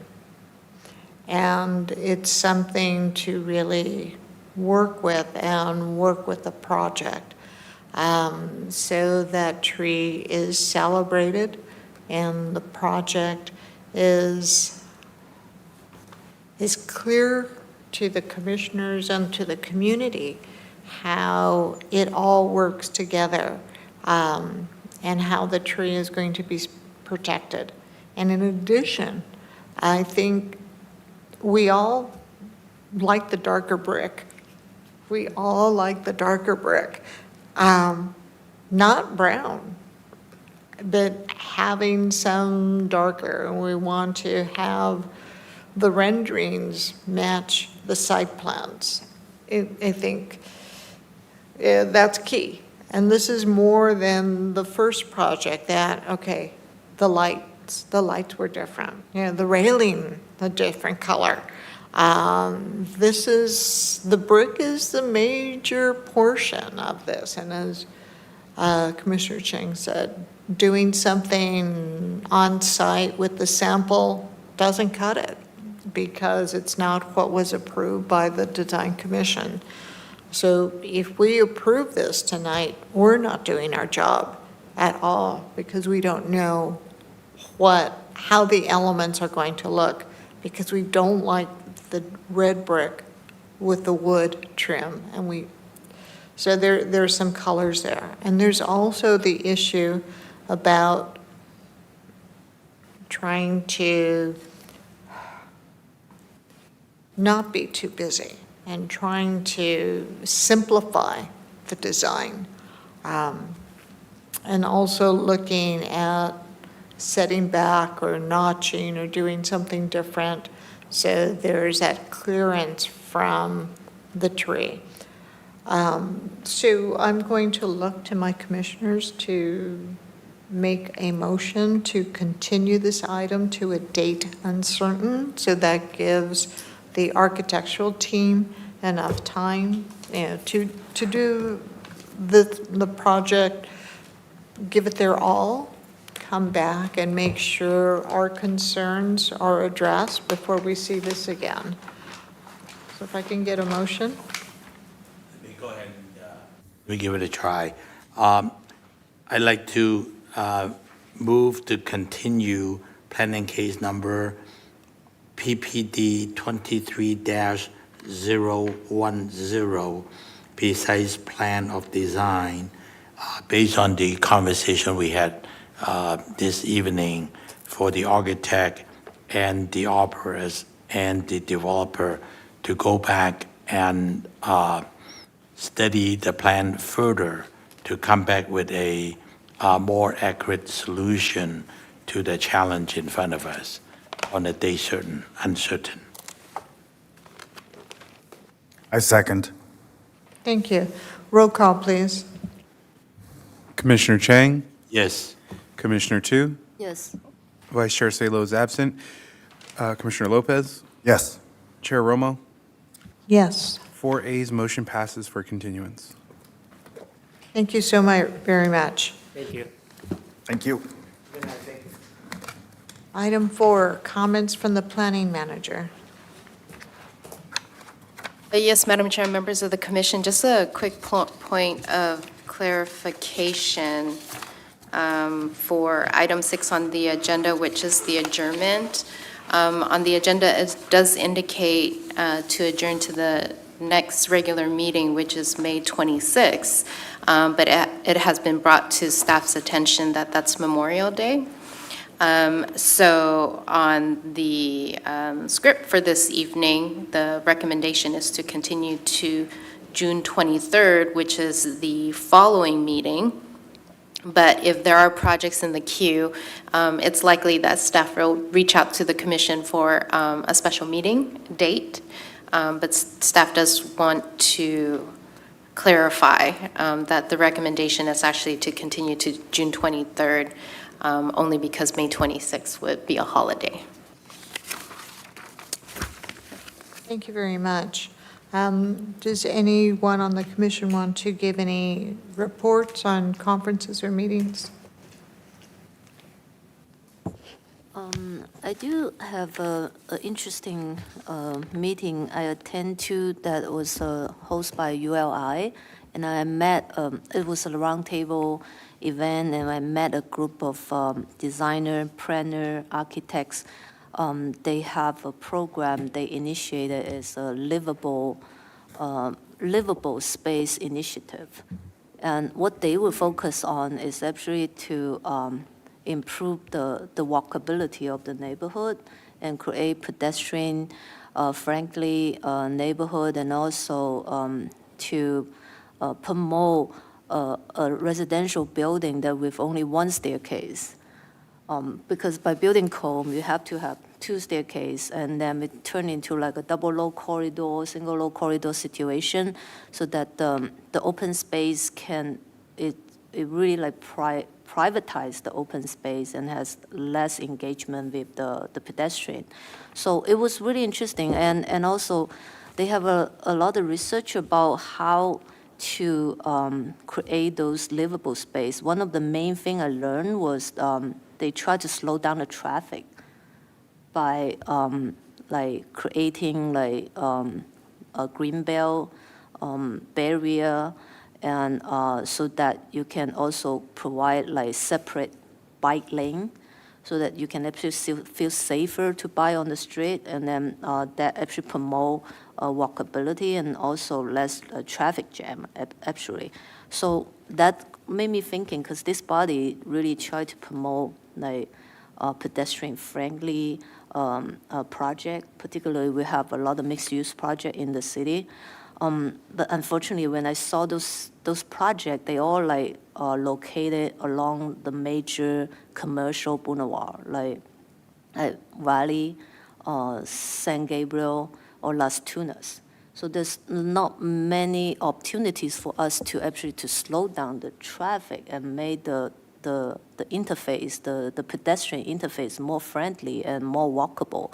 So it just got me thinking that there might be something we can do. I don't know if this is something like design review can contribute to, or it's more like a planning subject. So yeah, that's my my thoughts about attending and meeting those group of advocacy about more livable space, and they started from Europe, and they actually showed me like 50 years ago, Amsterdam also has the same problem, like all the traffic on the street and killing pedestrians, and now they are the city you can bike everywhere, and then you have all kind of bikers on the street, even pregnant women would bike.